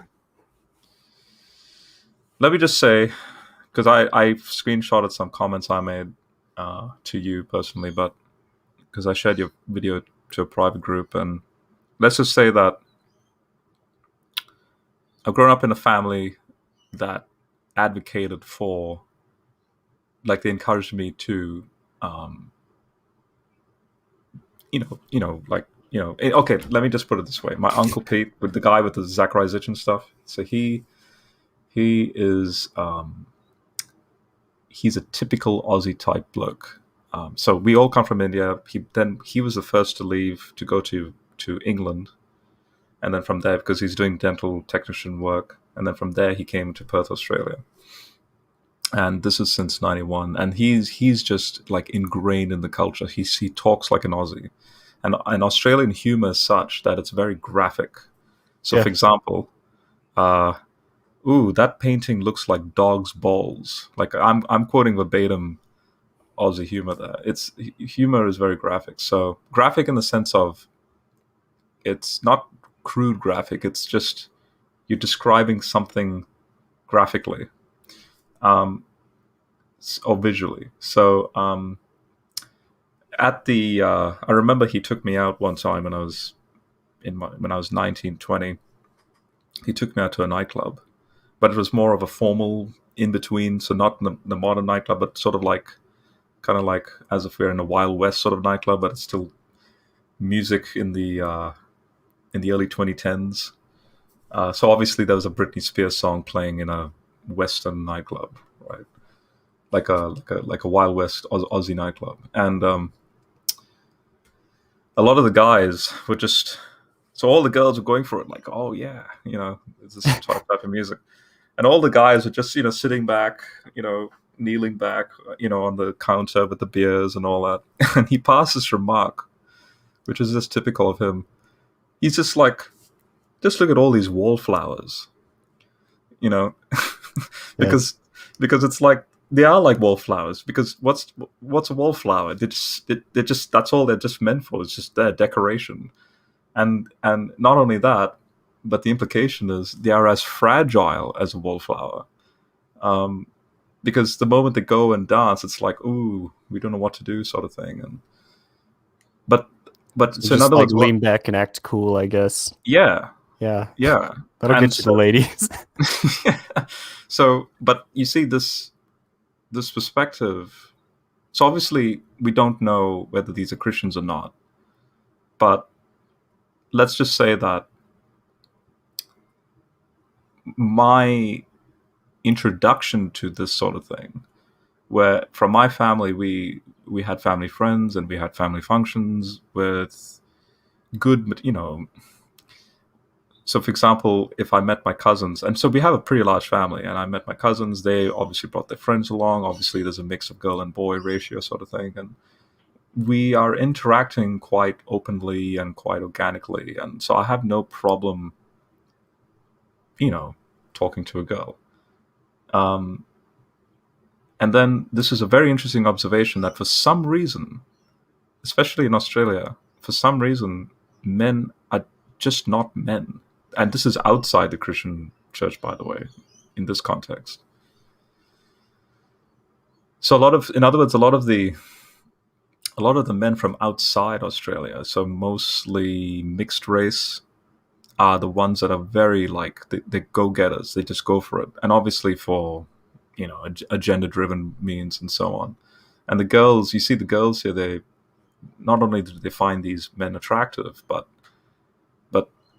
physically, but because these men are not afraid to just go for them, these girls have no other choice, but they're like, look, these other men don't make a move. And so now I'm not saying that I've had my share of I guess you could say in a Christian sense, sinning, right? Like because I've had that sort of that interaction with my uncle, who's maintained me to be transparent with women. So in other words, I have made the move. But I guess lately now, I'm definitely much more mellow and I guess more reverential. So in other words, I've had my fair share of experience in that department and also pain. So this is why when I saw your video, I could see where you're coming from, but I want you to understand that from me. Imagine a slightly opposite end of the magnet, so to speak, where it's like, hey Ben, I've had that testing phase, and that's all well and good, but sometimes when that situation happens, if you come across a girl, she can fall in love with you, and if you say no, you can actually hurt her in that process. Obviously, healing takes place, but in other words, it can also get messy, and it's this very fine, delicate line of how do you go with that? And I think even historically, I think the courtship movement was a reaction, particularly in America, against like the just radical overindulgence of the 70s and the 80s. Like it got really, really bad, like in terms of like the whole sexual liberation movement and everything. So like I almost see it as historically inevitable that there would be this evangelical response, and in a lot of ways they went way too far. Like Paul Washer goes way too far, in ways that are just so evident. But yeah, I totally get what you're saying. I agree with it even. So and here's something I know a lot of Christians will be like, whoa, Rob, what are you talking about? I mean, I'm talking about the courtship movement, the purity movement, which actually is in Australia. So that is a thing. And I don't think it comes from America. I think it just comes from. Okay, a little bit of Australian history. So Australia is because it's a lot of convicts coming from England. There was like 10 men to like 2 women, the ratio back then. Yeah. And obviously, the women in this sense were prostitutes, and the men were basically criminals. Over time, a very interesting development took place where you do have the established church come in. Specifically, it's organized a Catholic church come in. And yes, there are very sad stories with abuse and so on between the clergy and, say, the Aborigine teenagers. But overall, just the model of Christianity and just that.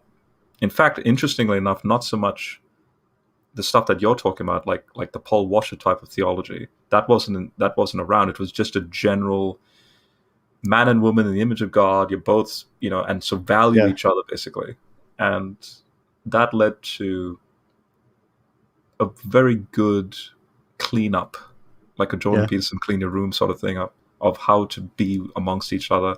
And then you have that. This is where mateship comes from. If you ever heard Australians, hey mate, that sort of thing, like then that then develops. So now, as far as dating goes and men and women dynamics, like it was actually quite normal and fine. That's why my uncle, when he left India, because India is fine. There's actually no, there's no, where men are beta males and not alpha. Like India is completely normal. England seems to be okay. Australia at the time seems to be all right. And then suddenly, in the last, this thing has only started in the last like 30 years, where suddenly men, generally speaking, in the Christian church more so, are as what's his name, the Mars Hill guy, the pastor. Was that Mark Driscoll? Yeah, Mark Driscoll. Yeah. Like famously, he said something like, "Hey, men, you're a bunch of wusses," like Yeah. But yeah, but let's just say that I'm 33 now, and I can tell you that there seems to be a swing back in the direction of a more masculine male within church, and definitely not just masculine, but definitely one who is more, God honoring and honoring the wife, and yeah. So I don't know the statistics, but let's just say it is going back to that again. But as far as the outside the church scenario, what's going on there? Oh boy, it's actually getting pretty bad in the sense that men are now abusing themselves, like they're abusing their power very clearly in that secular framework, and it's pretty sad. And a lot of the girls that are attending the local church that I'm attending, they're very thankful for the strong men that have been coming back into the church, and especially me. So in other words, when I say, a lot of the Christians will be like, whoa, Rob, that's a bit liberal of you to say this, but I'm thankful for my journey. I'm thankful for having that experience, that I guess that secular experience, then venturing into Christianity, then within Christianity having that tension of both mixing the secular with Christianity and then realizing, okay, there's more fine tuning that's needed here, and so now in literally right now in my life right now, because of all that stress, anxiety, and love and pain and all of that mixed in, tears and heartache,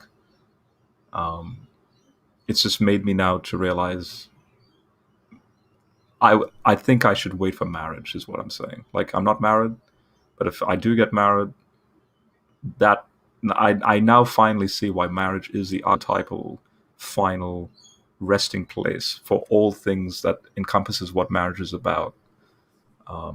Because if marriage is not that, then it's just chaos. Because everything goes if you want to take it, to the nth degree. And yeah. Cool. Yeah. Thanks for sharing that, man. Yeah, sweet. And yeah, honestly, with your your walk, your experience, your that you're married, and like I'm actually really inspired by what you had to share. So there's a lot I actually learned in that video you made. Yeah, There's a I've lot that lived I a sample resonate with. size of one life, and I married the first person that I dated. So like I have Exactly.